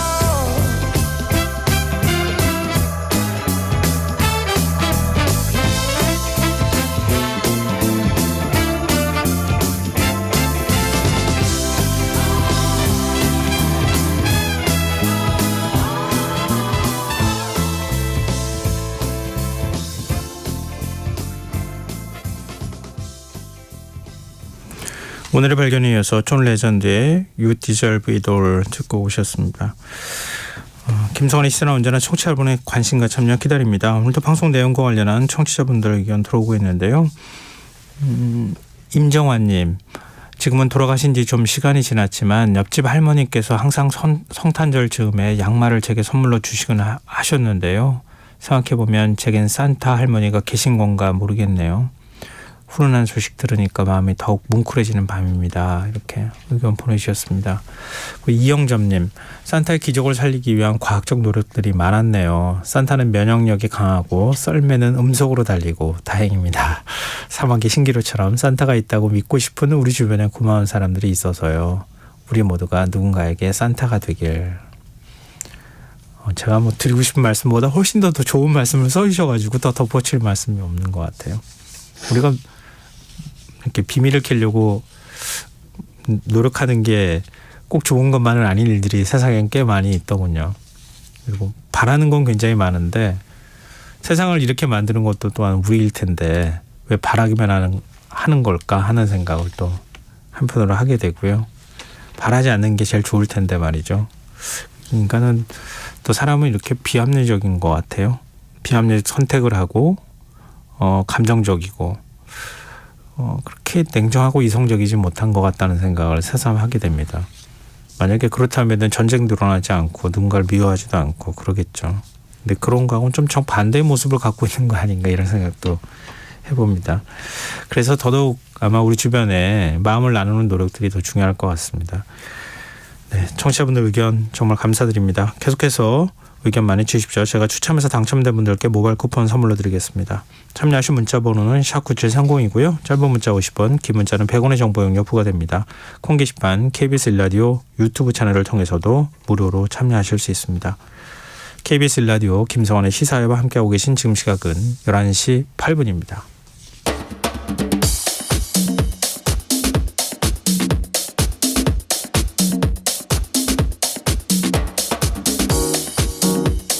오늘 일어난 세상 곳곳의 소식들 당일 배송으로 전해드립니다. 밤타뉴스 이현경 뉴스캐스터 함께하겠습니다. 안녕하세요. 네, 안녕하세요. 네, 성탄절날 화재 소식이 전해졌어요. 네.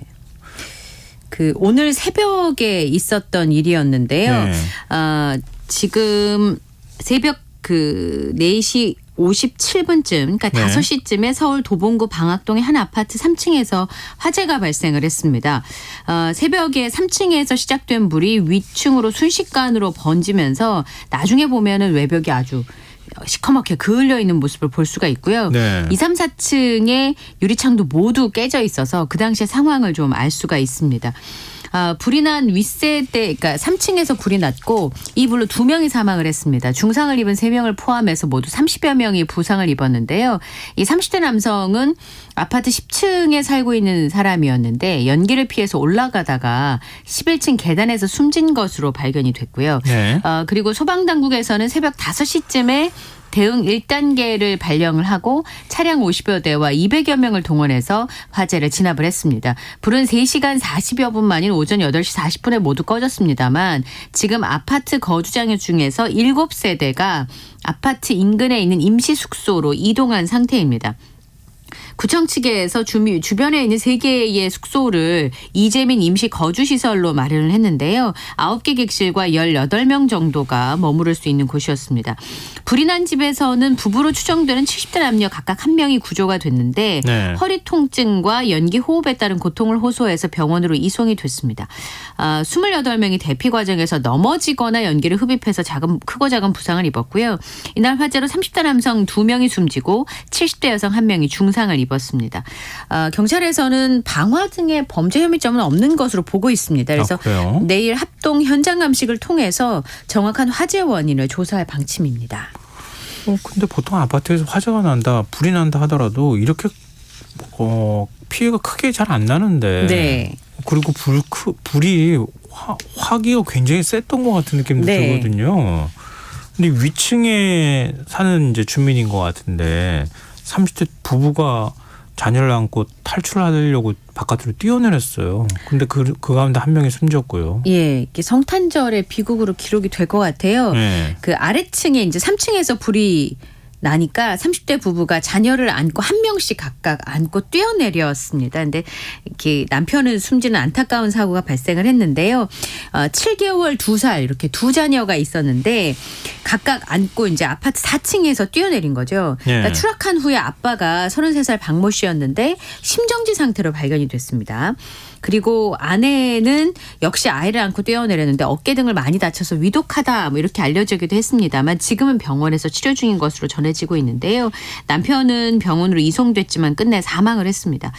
자녀들은 저체온증을 보이고 연기를 흡입해서 병원으로 옮겨졌는데 네. 생명에는 지장이 없는 것으로 알려졌어요. 근데 이 사망한 남성이 화재를 최초로 신고한 신고자였다고 합니다. 그리고 죄송합니다. 화재를 최초로 신고한 것은 아까 30대 남성 2명 중에서 이제 여기 아기 아빠가 사망했고 10층 주민이 화재 신고를 했는데요. 11층 계단에서 숨진 채 발견이 됐고요. 연기 흡입을 통해서 숨진 것으로 지금 추정하고 있습니다. 이게 불이 나고 난 다음에 예를 들면 아파트 지금 이제 그 바깥에 베란다 쪽 창으로 뛰어내린 거잖아요. 네, 그렇죠. 근데 그 반대편이 있을 거 아니에요. 네. 그쪽이 주출입구였을 텐데 네. 그쪽으로 갈 수 없을 만큼 지금 연기가 굉장히 많이 네. 발생했다는 얘기가 되니까 탈출을 못해서 바깥으로 뛰어내릴 수밖에 없는 상황이었다는 거잖아요. 굉장히 순식간에 이제 그 불길이 위로 번지면서 아이를 살려야겠다는 생각을 했던 것 같아요. 저도 불 날 때 보니까 저도 제가 목격을 직접 뛰어내리는 걸 봤는데 네.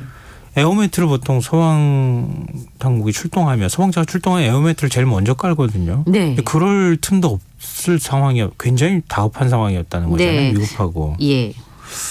정말 안타깝네요. 아이고. 그리고 어제 대전의 한 상가 건물에서는 폭발 사고가 있었어요. 네, 이게 어떻게 이런 일이 벌어졌을까 싶은 생각이 아마 드실 텐데 어젯밤 8시 50분쯤에 대전시 오정동에 있는 한 상가 1층짜리 건물에서 가스가 폭발을 했습니다. 이 폭발 사고로 건물 안에 있었던 50대 남성이 전신에 3도 화상을 입었고요. 근처에 있는 주민 11명도 다친 상황이었는데 충격이 너무 컸기 때문에 폭발 지점으로 추정되는 건물이 완전히 부서졌고요. 그 주변에 주차되어 있던 차량 수십 대의 유리창과 수백 미터 떨어진 주택 20여 가의 창문까지 산산조각이 났습니다. 이게 건너편 건물의 CCTV 화면이 이렇게 아래로 떨어질 정도로 충격이 컸다 그러는데 네. 폭발 폭발과 함께 불이 났긴 했습니다만 출동한 소방당국이 40여 분 만에 진화를 완료해서 추가 폭발 등은 없었습니다. 다행히 연휴여가지고 폭발 현장 주변에 있던 식당이 대부분 문을 닫은 상황이어가지고 손님이 좀 적었어요. 평소보다. 주변에 이제 많이 문을 닫았으니까 만약에 평일 같았다면 훨씬 더 큰 피해를 입을 수도 있었던 것으로 전해지고 있습니다. 근처에 있던 주민 11명이 다쳤고요. 아까 말씀드렸던 혼자 있던 건물 안에 50대 남성이 전신에 3도 화상을 입었습니다. 경찰에서는 식당에서 쓰던 50kg짜리 LPG통이 폭발한 것으로 보고 있습니다. 네. 예, 그래서 정확한 원인을 조사하고 있고요. 그다음에 이 폭발로 피해를 입은 주민 30여 명은 임시거처로 대피를 했습니다. 그리고 한국가스안전공사에서 현장에서 가스통, 호스 그리고 압력 조정기를 수거했거든요. 폭발 원인을 조사하고 있습니다. 하필이면 또 이게 폭발할 정도로 굉장히 가스가 누출량이 많았다는 얘기가 되는 건데 이런 일이 벌어졌을까 하는 생각도 들고요. 근데 모욕하던 70대 여성 3명이 감전돼 숨지는 일도 있었어요. 아까 평소에는 8분이 같이 목욕탕을 다니시다가 다른 5분은 약속이 있어서 못 가시고 3분은 이제 목욕을 하러 가셨는데 이런 안타까운 일이 발생했는데요. 어제 새벽 5시 40분쯤에 세종시 조치원읍에 있는 한 목욕탕에서 여성 3명이 70대 여성 3명이 비명을 지르며 쓰러졌다. 이런 신고를 소방서에 접수를 했습니다. 동네 주민으로 알려졌는데 심폐소생술을 받으면서 병원으로 옮겨졌습니다만 모두 다 사망을 했는데요. 이 건물이 1984년에 사용 승인이 된 다음에 2003년부터 목욕장업으로 영업 신고가 돼서 이분들도 자주 가시던 곳이라는 거죠. 그러니까 주민들이 굉장히 자주 찾는 그런 곳이었습니다. 경찰하고 국가수 전기안전공사가 사고 원인을 밝히기 위해서 1차 합동 감식을 벌였는데 감식을 해보니까 온탕 내부 기포 발생기에서 누전이 발생했을 가능성을 확인한 것으로 전해지고 있습니다. 그러니까 조명 쪽은 아닌 것으로 알려지고 있는데요. 근데 문제는 이 목욕탕이 6월 달에 전기안전공사에서 그 점검을 했는데 그 당시에는 별 이상이 없었다고 합니다. 그래서 이제 내일 목욕탕 내부 시설을 철거를 해서 배선을 지금 확인하고 2차 합동 감식을 벌일 예정인데 이분들이 굉장히 봉사도 많이 하시고 하셨던 분들인 것 같아요. 70대면 나이가 적지 않잖아요. 그럼에도 불구하고 그 주변에 반찬을 나눠주고 또 수혜를 입거나 하면 거기 가서 이제 봉사도 하시고 하시던 분들이었는데 안타깝게 세상을 떠나셔서 너무나 주변 분들뿐만 아니라 유족들이 굉장히 가슴 아파하고 있는 상황이에요. 이게 무슨 날벼락입니까? 그 목욕탕에서 하려면 이렇게 감전처럼 약간 전기가 찌릿찌릿한 걸 저는 아주 예전에 느껴본 적도 있었거든요. 근데 이렇게 사망 사건이 발생한 건 참 오래간만에 벌어진 일인데 목욕탕들도 한번 각자 다 확인을 좀 해봤으면 좋겠어요. 혹시 이런 일이 또 발생하지 않을까. 그리고 충북 청주시에서는 보통 이렇게 눈썰 매장이 있으면은 그 뭐랄까요? 썰매를 끌고 올라가는 그것이 추우니까 이렇게 비닐하우스로 쳐가지고 이렇게 둥그렇게 만들어 놓잖아요. 그게 무너지는 일이 있었다고요? 그게 어제 오후 4시 반쯤에 충북 청주시의 눈썰 매장에서 그 30m 길이로 보행통로 지붕으로 만들어 놓았던 비닐하우스 절반가량이 무너졌는데요. 이 사고로 당시에 보행통로를 지나던 이용자 10여 명이 철제물과 얼음 등에 깔렸습니다. 특히나 10살 청소년도 있었고요. 20대 여성 등 2명은 한때 의식을 잃어가지고 크게 다쳤고요. 한 명이 부상을 입어서 병원으로 이송이 됐습니다. 이유는 이 비닐하우스를 지탱하는 철제 구조물이 있는데 이게 얇아가지고 쌓인 눈의 무게를 못 견디고 붕괴한 것으로 추정이 되고 있는데요. 이 눈썰 매장이 청주시에서 민간 위탁업체의 운영을 맡긴 곳이었는데 개장 하루 만에 사고가 난 겁니다. 그러니까 23일 날 썰매장 개장을 해가지고 내년 2월까지 운행될 예정이었는데 사고가 났으니까 이제 개장 하루 만에 문을 닫아야 되는 상황이 된 거죠. 보행 통로 위에 눈이 쌓여서 하여튼 주저앉은 거니까 어떤 면에서는 이제 눈이 많이 내렸다 이렇게 볼 수도 있는데 문제는 보행 통로 위에 쌓인 눈이 인공눈이라는 거예요. 아, 그래요? 그러면 인공눈으로 사고 원인이 추정되고 있기 때문에 현장 관리를 정말 그럼 제대로 했나?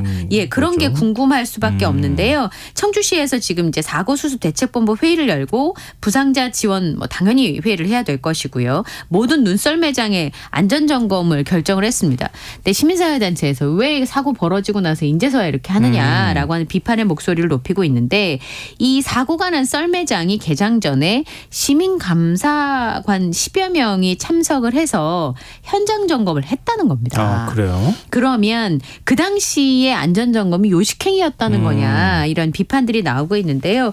우선 시민사회단체에서는 이범석 시장이 우선 사과하고 안전을 첫째로 하는 시정을 펼쳐야 된다 이렇게 재차 요구를 했습니다. 네. 자, 지금 여러분께서는 KBS 1라디오 김성환의 시사회와 함께하고 계십니다. 밤새 계속 이어가겠습니다. 이제 좀 분위기를 좀 바꿔보죠.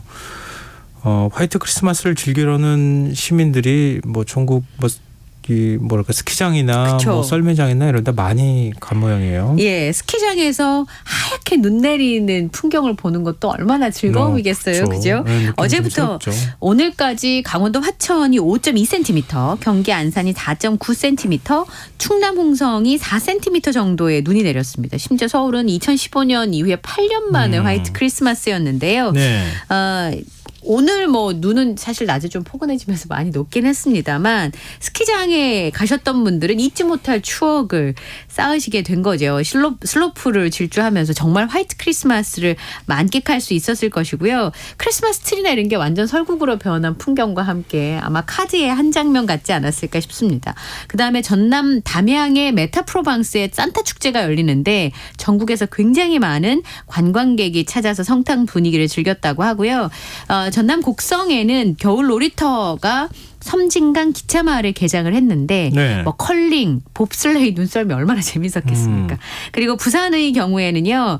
화려한 조명을 구경하는 나들이객들이 해변가에 또 이런 정취가 있잖아요. 네. 예, 그런 나들이객들로 오늘 하루 종일 붐볐다고 합니다. 제가 제일 가보고 싶었던 데는 어디였냐면 어디요? 봉화에 가면 네. 봉화군 소천면 분천에 산타 마을이 있어요. 네. 분천 산타 마을에 핀란드 공인 산타가 나타났다 이런 프로그램을 통해서 성탄절 추억을 만드는데 이 산타 마을에 이제 어린이들하고 가면 굉장히 즐거운 시간이었을 거라 생각이 핀란드 들어요. 공인 산타는 뭐예요? 그러니까 핀란드에서 공식적으로 인정해 주는 거예요? 산타 마을이 있잖아요. 그래요? 네. 처음 알았네요. 예. 그래서 이렇게 이제 눈썰매장이라든지 말씀드렸던 것처럼 썰매장이라든지 행락객들이 오늘 하루 정말 즐거운 하루지 않았을까 싶습니다. 네, 뭐 이렇게 관광지나 이런 데 안 가신 분들도 네. 뭐 이렇게 서울 같은 경우에는 명동 뭐 그러지 않아도 사람 많긴 하지만 크리스마스 때 그 사람들 이렇게 찍어놓은 뭐 화면이나 아니면 사진 보니까 평소보다 정말 많더라고요. 그러니까 이제 우리가 이태원 참사를 지나오면서 사람들이 많이 모이면 즐겁기도 하지만 또 네. 걱정도 되는 그렇죠. 거예요. 예, 서울이 8년 만에 화이트 크리스마스라고 말씀을 드렸는데 사실 지난주에는 너무 추웠잖아요. 네. 근데 추위가 좀 가시니까 크리스마스이기도 하고 거리에 많은 사람들이 하루 종일 북적거렸습니다. 고궁과 축제장에 나들이객들의 발길이 이어졌는데요. 서울의 주요 관광 명소에 서울시 그 실시간 도시 데이터가 있어요. 네. 요거 확인해 보니까 6시 기준으로 우리 그 서울 지역에 있는 주요 명소에 모인 6곳의 인파가 28만 8천 명이었습니다. 어제만 해도 저녁 7시 명동에 한 10만 명 모였다는 데이터가 있었는데 오늘은 홍대가 약 9만 2천 명, 명동이 8만 2천 명, 강남역이 4만 2천 명, 건대 입구가 3만 2천 명, 성수가 2만 8천 명, 이태원이 12,000명 순이었습니다. 물론 다행히 인파 사고는 없었어요. 근데 네. 어제 오늘 그 중앙우체국 앞에 백화점 앞에 있는 그 미디어 파사드가 맞아요. 올해 굉장히 인기가 많아가지고 그 인증샷 명소예요. 그래서 평소에도 밤에 되면 거기 앞에서 사진 찍으러 가시는 분들이 굉장히 많은데 네. 어제 오늘 막 인파들이 너무 많이 붐비면서 뭐 도저히 앞으로 갈 수 없을 정도로 사람들이 붐비기도 했다고 합니다. 근데 경찰을 포함해서 통제하는 사람이 오늘은 없었다고 하네요. 그래서 보행자가 이렇게 스쳐 지나갈 때 굉장히 아찔한 상황이 있었고 특히나 이제 요 건너편은 요 이제 반대편 쪽에는 서울 중부서방서에서 연휴 기간에 차량 한 대랑 대원 5명을 배치해서 질서를 관리했다고 하는데 네. 이제 이런 부분이 다들 좀 걱정이 되는 거죠. 그래서 어제 오후에는 광화문역에서 사람이 너무 많아서 위험한 것 같다라고 하는 112 신고가 접수가 돼서 경찰과 소방이 출동하기도 했다고 합니다. 아니 이태원 참사 발생하고 난 다음에 그 인파 분석을 해가지고 네. 이건 너무 사람이 많다 그러면 미리 적극적으로 대처를 한다 그러지 않았어요? 네. 그러니까 사실 서울시에서 하루 평균 한 1,100명이 조금 안 되는 인력을 투입해서 현장 관리를 했었는데 아까 말씀드린 것처럼 이게 이제 여기가 미디어 파사드를 찍는 곳이잖아요. 네. 그러면 이제 통제할 수 있는 지역이 건너편 너무 많은 거예요. 그러니까 이쪽엔 인력이 포함이 돼 있어도 노점상 쭉 있는 데는 늘 다니는 곳이라서 아는데 경찰차가 그 버스가 항상 상주하잖아요. 예. 예. 근데 이제 인파가 너무 갑자기 몰리니까 늘 있던 곳 말고도 더 이제 관리 인력이 필요했던 순간들이 있었던 거죠. 예. 글쎄요. 매번 뭐 인공지능을 활용해가지고 미리 뭘 분석해서 대처한다 이렇게 얘기는 하지만 실제로 막상 또 이런 일들이 벌어지잖아요. 네. 미연에 미리미리 가가지고 준비하고 대처를 하고 사람들을 통제해줘야지 네. 사고가 발생 안 하는 거 아니겠습니까? 네. 이런 얘기가 안 나오게 해야 되는 거 아닌가 싶네요. 네. 다음 뉴스로 가보겠습니다.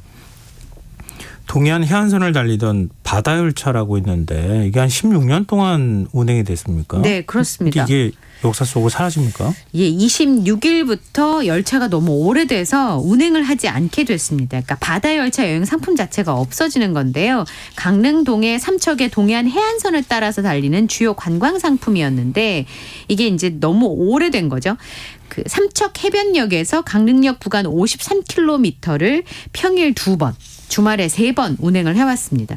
여기서 프로포즈 하신 분들도 많더라고요. 그러니까 195만 명의 가족과 연인들이 동해안을 바라보면서 추억을 쌓을 정도로 굉장히 인기가 있었는데 열차가 이제 너무 오래됐는데 더 이상 운행을 할 수가 없어요. 그러면 이제 새 열차를 도입을 해야 되잖아요. 네. 그러면 이제 비용이 드는데 예.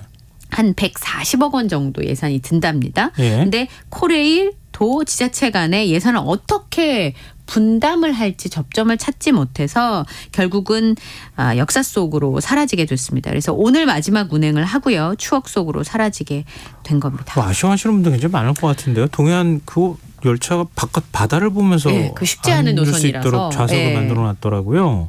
타보신 분들은 이거 사라진다 그러면 굉장히 아쉬워하실 것 같네요. 네.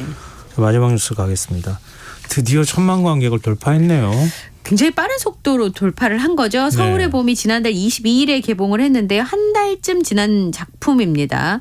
그래서 24일 날 누적 관객 수 1000만 명을 돌파하면서 우리나라 한국영화로는 22번째 그리고 국내 개봉작으로는 31번째 1000만 영화가 됐습니다. 서울의 봄이 역주행을 해가지고 다시 예매율 1위를 찍기도 했다고 하는데요.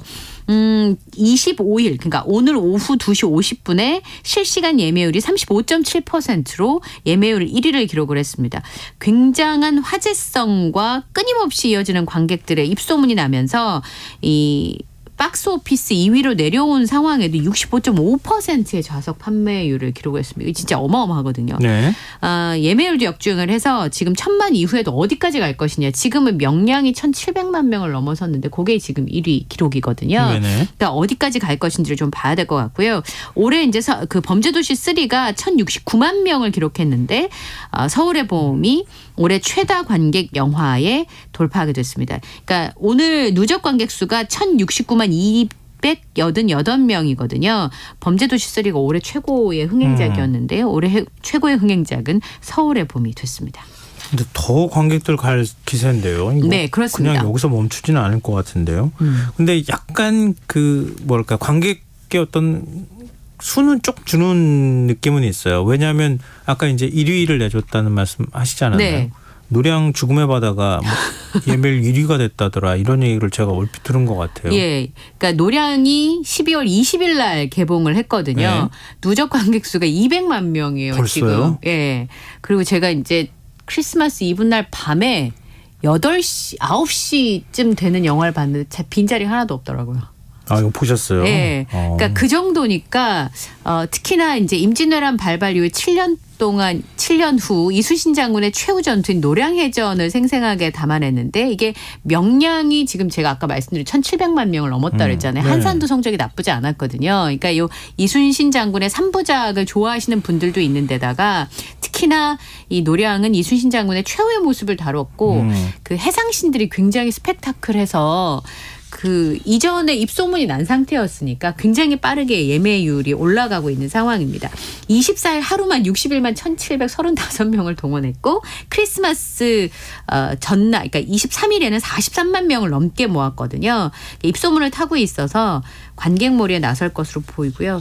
그리고 저는 이제 개인적으로 배우분들이 연기를 너무 잘하더라고요. 우리나라에서 그래요? 이름난 배우들이 뭐 당연히 이제 이순신 장군의 역할을 맡았던 김윤석 배우뿐만 아니라 일본 외장의 역할을 맡은 백윤식 씨나 정재영 배우나 이런 분들이 진짜로 이렇게 빼놓을 수 없는 연기력 대결이라고 할까요? 게다가 해상신이 밤에 벌어지는 전투여서 해 뜰 때까지 이제 있었던 전투잖아요. 네. 굉장히 이렇게 집중해서 보게 되더라고요. 배우들의 음영도 굉장히 많이. 그럼 명량하고 한산하고 스토리가 이렇게 연결이 되는 거죠? 그렇죠. 그러니까 이제 지장, 용장 그리고 현장이라고 이제 김한민 감독은 표현을 했었는데 이순신 장군의 다면적인 모습들을 보실 수가 있습니다. 그러니까 지금 명량하고 한산에 등장하는 배우들 유심히 보면 이게 스토리가 다 엮여가지고 네. 그 배우가 다 연결이 되더라고요. 예, 이번에도 맞습니다. 그렇게 연결이 되는 걸 네. 미리 예습을 좀 하고 가야 되겠네요. 그리고 그 이순신 장군의 그 나이에 비슷한 배역을 캐스팅을 했다고 해요. 네, 그래서 그런 모습을 좀 보실 수가 있습니다. 알겠습니다. 봐야 될 영화가 너무 많은데 네. 못 봐가지고 아직 너무 아쉽네요. 자, 오늘 밤참스 여기까지 하겠습니다. 지금까지 이현경 뉴스캐스터 함께 했습니다. 고맙습니다. 감사합니다.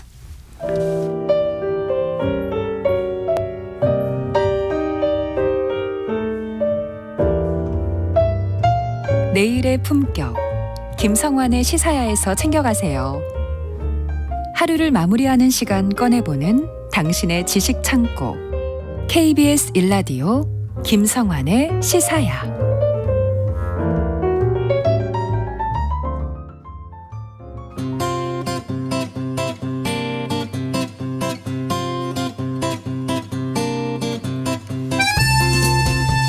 (2023년) 올 한 해 지구촌은 그야말로 다사다난했습니다. 우크라이나와 중동에선 두 개의 전쟁이 벌어졌고 전 세계 곳곳이 각종 자연재해로 몸살을 앓았는데요.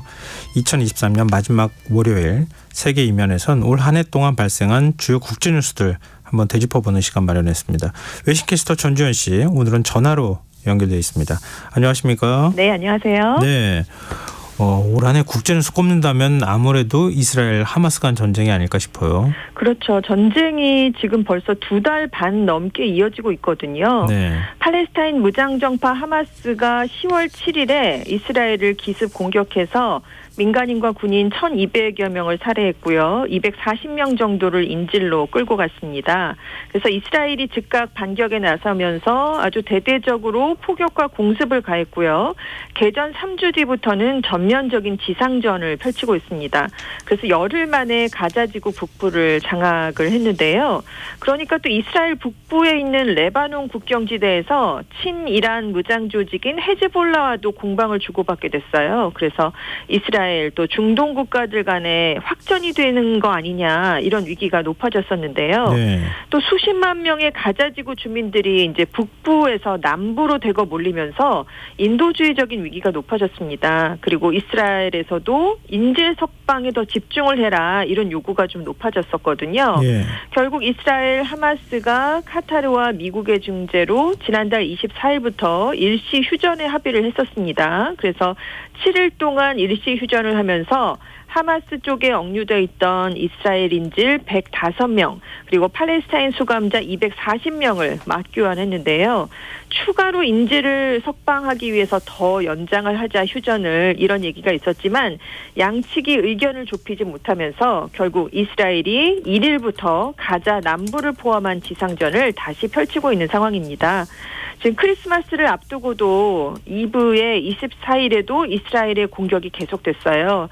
가자지구 난민촌에 대대적 공습을 가했습니다. 그래서 어린이 7명을 포함해서 최소 70명이 사망을 했고요. 또 최근에 이스라엘군이 남부 도시 칸 유니스에서 공세를 강화하고 있는데 네. 이곳에서도 8명이 사망을 했습니다. 이 공습이 성탄절인 25일에도 이어졌습니다. 난민촌들이 집중 공격을 받고 있다라고 팔레스타인 적신월사가 얘기를 했는데요. 네. 현재까지 팔레스타인 쪽 사망자는 2만 명에 가깝습니다. 그래서 민간인 피해에 대해서 국제사회의 우려와 비판이 높아지고 있는 상황인데요. 이스라엘의 최대 우방인 미국도 23일에 이스라엘 쪽에 대규모 지상군 투입과 무차별 폭격을 자제해라. 하마스 거점 위주로 정밀 타격하는 식의 저강도 작전으로 전환할 것을 요구한 것으로 알려졌습니다. 그런데 네타냐후 총리가 이런 보도를 일축했습니다. 이스라엘은 주권 국가다라고 강조를 하면서 모든 군사적 결정은 우리가 내린다라고 얘기를 했고요. 네. 가자지구 전쟁 강도를 더 높이고 있다. 우리는 승리를 얻기 전까지 공격을 멈추지 않을 것이다라는 얘기를 또다시 했습니다. 우크라이나 전쟁은 벌써 1년하고 한 이제 10개월 정도 되는 거잖아요. 그렇죠. 근데 전세원 자체가 별로 변하지 않고 있어요. 이게 지금 소모전으로 들어간 거 아닌가 싶어요. 그렇습니다. 이 전쟁이 시작된 게 2022년 2월 24일이에요. 예. 이제 다다음 달 정도가 되면 한 2달 뒤가 되면 이제 만 2년을 맞게 되는데요. 네. 이 우크라이나 전쟁이 올해 안에도 끝나지 못하고 또다시 해를 넘기게 됐습니다. 우크라이나가 이제 사실 올 한 해 동안 서방으로부터 군사 지원을 굉장히 많이 받았거든요. 네. 그래서 6월부터 대반격을 시도했는데 이게 예상하고 다르게 성과를 별로 거두지 못했습니다. 지금 동쪽 남부 전선이 교착 상태에 빠져 있거든요. 오히려 우크라이나가 이 대반격의 핵심 전선이었던 남부의 헤르손주 드니프로강을 넘어가는 작전에서 굉장히 막대한 손실을 입은 것으로 알려져 있습니다. 네. 여기에 이제 전쟁이 길어지니까 그동안 지원을 아끼지 않았던 서방 국가들에서 지원에 대한 피로감이 좀 나타나고 있다는 게 문제인데요. 미국에서는 공화당이 반대를 해서 우리 돈으로 한 80조 원 규모의 우크라이나를 지원하는 예산이 포함한 예산안 협상이 일단 내년으로 미뤄졌습니다. 네. 그래서 젤렌스키 대통령이 이번 달 중순에 미국을 방문해서 계속적인 지원을 호소했어요. 그런데 작년에 깜짝 미국을 방문했을 때는 굉장한 환영을 받았는데 올해는 좀 큰 주목을 받지 못했습니다. 또 EU가 우크라이나 쪽에 지원하려고 했던 500억 유로, 우리 돈으로 72조 원 규모의 지원 예산도 14일에 헝가리가 반대해서 가로막혔어요. 네. 그리고 우크라이나가 그동안 원해왔던 게 나토 그리고 EU 가입인데 이것도 일부 회원국들이 반대를 하고 있어서 아직은 시작 단계에 불과한 상황이고요.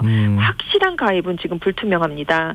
그래서 독일 키엘 세계경제연구소 조사를 보니까 8월에서 10월 사이에 우크라이나 지원이 지난해 같은 기간에 비해서 거의 90%가 떨어졌다고 해요. 그래서 최저치를 기록을 했고요. 우크라이나 안에서도 지금 상황이 좋지 않죠. 젤렌스키 대통령 그리고 잘루즈니 총사령관 사이에 갈등설이 불거지면서 지금 내분되는 모습까지 보이고 있습니다.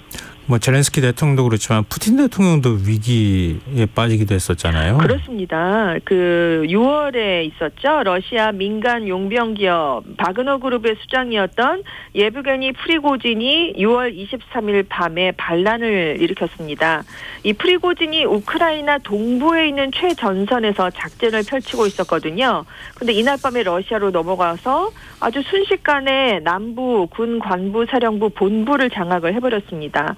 그리고 계속 북진을 했죠. 그래서 이틀도 채 안 걸린 시간 사이에 수도 모스크바 200km 앞까지 진격을 했습니다. 그런데 이 과정에서 큰 저항을 받지도 않았었고요.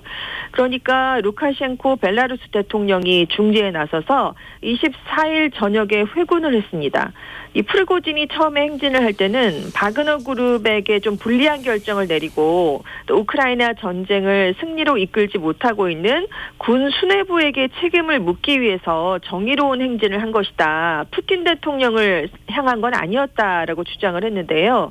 어쨌든 최측근 중에 한 명이 프리고진이었거든요. 네. 이 측근이 반란을 일으켰다는 점에서 이 푸틴 대통령에겐 23년 집권 역사상 가장 심각한 도전이었고요. 이것이 푸틴 대통령의 리더십을 흔들었다. 이런 평가가 나왔습니다.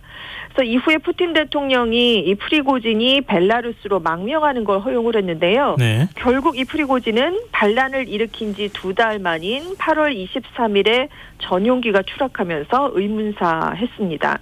그래서 이제 프리고진이 반란을 일으켜서 한때 위기를 맞긴 했는데 이후에 푸틴 대통령은 오히려 다시 세력을 강화했어요. 추가 동원령을 내려서 병력을 수급을 했고요. 또 북한, 이란 등에서 포탄과 드론을 공급받아서 지금 러시아군 무기 사정도 많이 나아졌습니다. 근데 오늘 또 뭐 전해지는 보도를 보니까 보니까 푸틴 대통령이 지금의 전선을 그대로 유지할 정도가 된다면 뭐 휴전할 뜻이 있다 이렇게 뭐 밝혔다는 얘기가 있더라고요. 그렇습니다. 이 뉴욕타임스가 23일에 러시아의 전 현직 관료들을 인용해서 나온 내용인데요. 푸틴 대통령이 지금 우크라이나와 휴전할 뜻이 있다는 신호를 조용히 보내고 있다라는 내용이었습니다. 그러니까 지금 우크라이나가 반격을 시도했는데 그게 실패하면서 우크라이나 쪽의 여론도 안 좋고요. 네. 서방의 지원 의지도 많이 약화된 이 시점이 휴전을 할 수 있는 최적기다라고 판단을 푸틴 대통령은 했다는 거죠. 다만 일부에서는 푸틴 대통령이 우크라이나에 대한 서방의 지원을 계속 지연시키기 위해서 휴전 신호를 보내는 것이 아니냐 이런 분석도 나오고 있긴 합니다. 네. 또 어찌됐든 간에 전쟁이 좀 빨리 끝났으면 좋겠네요. 그리고 올해는 지구 역사상 가장 뜨거웠던 한 해로 기록이 됐네요. 네, 많이들 올여름 더웠던 거 기억하실 텐데요. 유럽연합 산하 코페르니쿠스 기후변화 연구소에 따르면 올 들어 11월까지 지구 평균 기온이요. 산업화 이전보다 섭씨 1.46도 높은 역대 최고치를 기록했습니다. 이게 기온 관측이 시작된 174년 역사상 가장 뜨거운 한 해로 기록이 된 건데요. 네. 이렇게 지구가 더워지면서 알프스의 만년설이 녹아내렸고요. 남반구는 겨울이었는데도 한여름 같은 날씨가 이어졌습니다. 그리고 미국 남서부, 유럽에서는 섭씨 50도를 넘는 불볕더위가 이어졌고요. 일본을 비롯한 아시아도 올해가 가장 더운 여름이었다. 이런 기록이 세워졌습니다. 그래서 사실 국제사회가 2015년에 파리 기후협정을 맺어서 2100년까지 지구 평균 온도 상승을 산업화 이전과 비교해서 2도 이내, 나아가서 1.5도 이내로 제한하기로 목표를 설정을 했었거든요. 네. 근데 지금 1.46도까지 높아진 상황이기 때문에 1.5도 제한선은 내년에 넘어설 것으로 지금 추정이 되고 있습니다. 그래서 구테르스 유엔 사무총장이요. 올해 인류가 지옥으로 가는 문을 열었다. 화석 연료 사용을 줄이기 위해 서둘러야 한다. 이런 경고를 내놓을 정도였는데요. 그래서 13일에 개막한 제28차 유엔 기후변화 협약 당사국 총회에서 화석 연료에서 멀어지는 전환에 대한 합의안이 마련되기도 했습니다. 이게 참가 국가의 만장일치로 합의가 이루어졌어요. 하지만 최대 관심사였던 화석 연료를 단계적으로 퇴출한다라는 게 최종 합의에서 빠졌습니다. 또 재생에너지 생산량 확충에 대해서 명확한 목표도 제시되지 않았고요. 석탄 화력 발전에 대해서 더 강력한 퇴출 의지를 담지 못했기 때문에 굉장히 아쉬움이 많이 남은 그런 합의로 그쳤습니다. 왜냐하면 사우디아라비아를 비롯해서 산유 국가들 그리고 여전히 석탄 화력 발전의 비중이 굉장히 높은 인도의 입김이 반영됐다 이런 분석이 나오는데요. 특히 석유 수출국 기구는 이 캅28에 참석한 회원국 대표에게 화석 연료가 표적이 되는 문구가 담기는 합의에는 적극 거부하라 이런 서한을 보냈습니다. 그래서 아주 공개적으로 퇴출에 반대하는 목소리를 내놓기도 했습니다. 그리고 지구촌 곳곳에선 대형 자연재해도 잇따르기도 했어요. 그렇습니다. 2월 6일에 튀르키예 동남부하고 시리아 서북부 국경지대에서 규모 7.8, 규모 7.5의 강진이 발생했었는데요. 그래서 5만 8천여 명이 사망을 했습니다. 이 지진이 지금 21세기에 자연재해로 인한 인명피해 중에 5번째로 큰 규모에 해당할 정도였는데요. 튀르키예 안에서만 200만 명의 이재민이 발생을 했고요. 건물이 17만여 채가 완파되거나 심각하게 손상이 됐습니다. 피해 액수가 튀르키예만 집계를 해봤을 때 우리 돈으로 45조 원에 달한 것으로 추산이 됐는데요. 이후에 튀르키예에서는 부실 시공, 또 부정부패에 대한 비난 여론이 높아졌고요. 시리아에서는 더 서장이 안 좋아서 10년 넘게 계속된 내전 등으로 구호도 제대로 이루어지지 못했습니다. 또 9월 8일에는 모로코 서남부에 있는 아틀라스 산맥 근처에서 규모 6.8의 지진이 있었죠. 이때도 3천여 명이 숨졌고요. 5만 채의 주택이 파손됐는데 이게 모로코에서 1900년부터 지진 관측을 시작한 이후에 최대 규모의 지진으로 것으로 기록이 됐습니다. 또 초대형 산불도 많이 이어졌어요. 캐나다에서는 5월부터 몇 달이나 산불이 이어졌습니다. 피해 면적이 총 1,310만 헥타르. 이게 거의 그리스 국토에 맞먹는 정도의 그것들이 산불이 확산되면서 피해가 커졌고요. 또 하와이에서 8월에 마우이 섬 산불이 발생을 했었죠. 97명이 사망을 하면서 또 100여 년 만에 가장 큰 피해를 입었습니다. 이 하와이 마우이 섬 산불은 기후 위기랑 연관이 있다 이런 분석이 또 나왔어요. 왜냐하면 기후 위기로 가뭄과 태풍 규모가 커졌는데 그 영향을 받았다. 그리고 미흡한 예방 조치, 부실한 대응에 인재가 겹친 복합 재난이다라는 평가가 최종적으로 내려졌고요. 그리스에서도 유럽연합 관측 역사상 최대 규모의 산불이 났습니다. 결국 미국 뉴욕시보다 더 큰 면적인 810제곱킬로미터가 불에 타버렸고요. 이렇게 불에 지금 영향을 받은 곳들도 있지만 물난리가 난 곳들도 있었습니다. 이탈리아, 슬로베니아, 오스트리아, 스웨덴에서는 폭우가 내렸고요. 특히 리비아가 좀 심각했는데 이번 달에 열대성 폭풍이 동반한 폭우가 내려서 대홍수가 발생했습니다. 6천여 명이 숨지고 만여 명이 실종되는 그런 사태가 발생을 했는데요. 우리나라도 예외는 아니었죠. 기상청에 따르면 올해가 1973년에 전국 기상관측이 시작된 이후 네 번째로 더운 해였고요. 올여름의 장마철 전국 강수량은 관측 사상 세 번째로 많은 것으로 집계됐습니다. 이렇게 급변하는 어떤 극단적인 기후 현상은 앞으로도 계속될 것 같은데 참 걱정이네요. 그렇습니다. 올해는 또 생성형 인공지능이 등장한 해로 기록될 것 같은데요. 그렇죠. 지난해 말에 오픈 AI가 이제 생성형 인공지능 챗GPT를 출시를 했었죠. 예. 그래서 올 한 해 정말 전 세계적으로 이 생성형 AI 열풍이 불었는데요. 특히 챗GPT가 출시한 지 1년 만에 2억 명에 가까운 세계인이 쓰는 거대 서비스로 성장을 했습니다. 여러 가지 방면에서 일반인들의 일상생활을 좀 바꿔놨다라는 평가가 나왔는데요. 매년 영미권의 주요 사전과 출판사가 올해의 단어를 꼽는데 올해는 인공지능과 관련된 어휘들이 이제 대거 선정이 됐습니다. 미국의 온라인 사전 사이트 딕셔너리.com 그리고 영국의 케임브리지 사전이요. 환각을 느끼다라는 의미의 단어를 올해의 단어로 선정을 했는데요. 네. 그러니까 원래 뭐 약물 복용 같은 것 등을 해서 존재하지 않는 걸 보고 듣고 느끼는 현상 이걸 우리가 환각이다 이렇게 얘기를 했는데 예. 최근에 의미가 좀 더 포함이 됐습니다.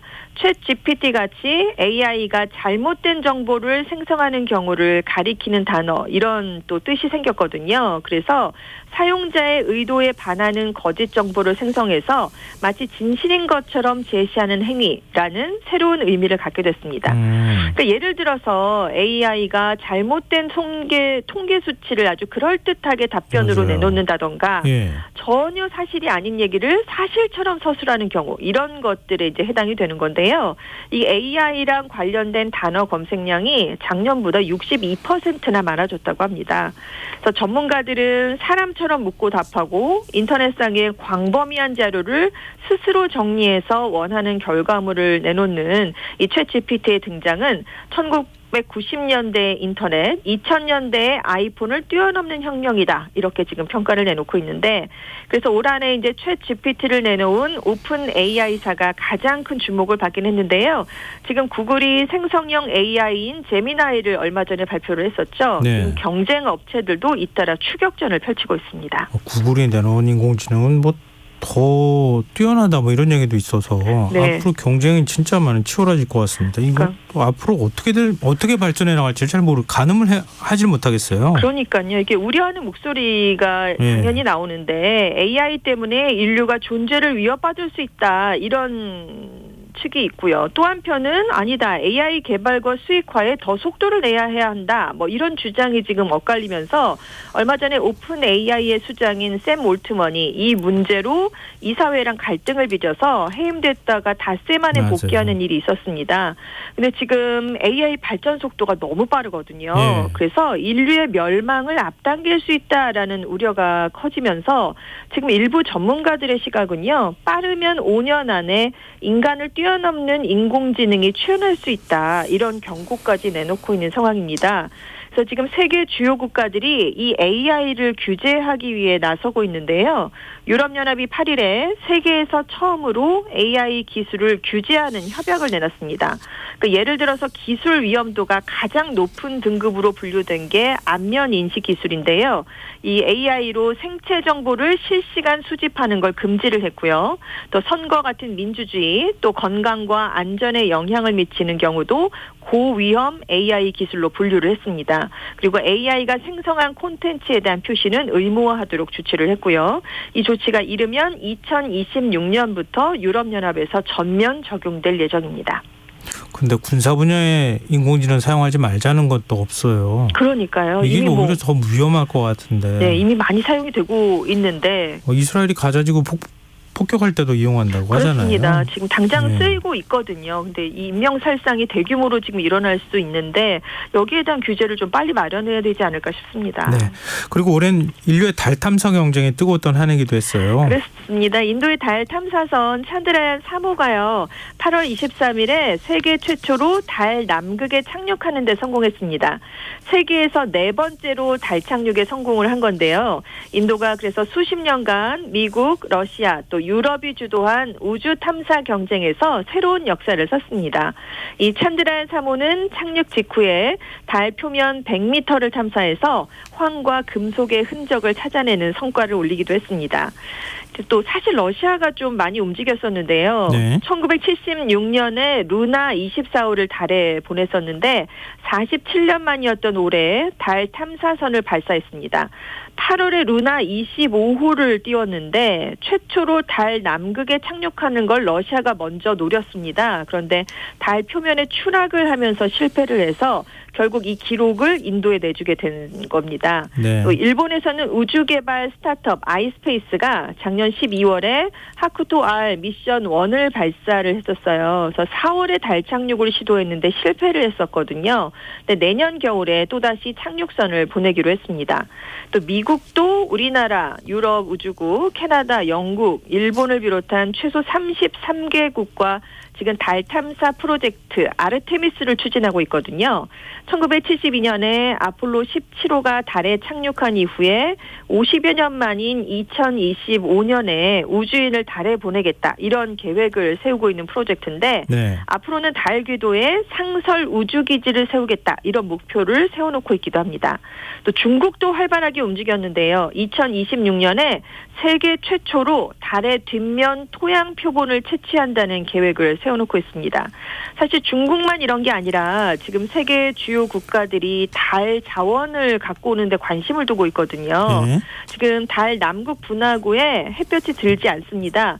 대신 두꺼운 얼음층이 존재를 하고 있는데 여기에서 물, 수소, 산소를 얻을 수가 있어요. 그래서 달이 화성 같은 좀 먼 태양계 행성을 탐사하는 전초기지가 될 수 있다. 이런 얘기가 나오고 있습니다. 여기서 네네. 연료를 얻어서 또다시 갈 수 있으니까요. 네, 알겠습니다.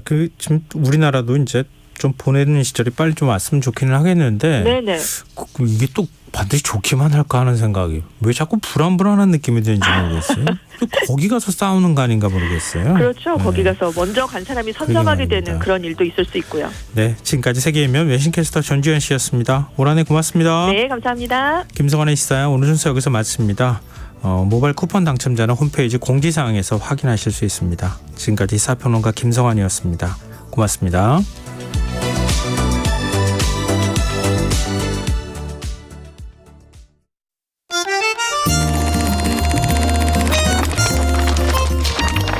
강유정의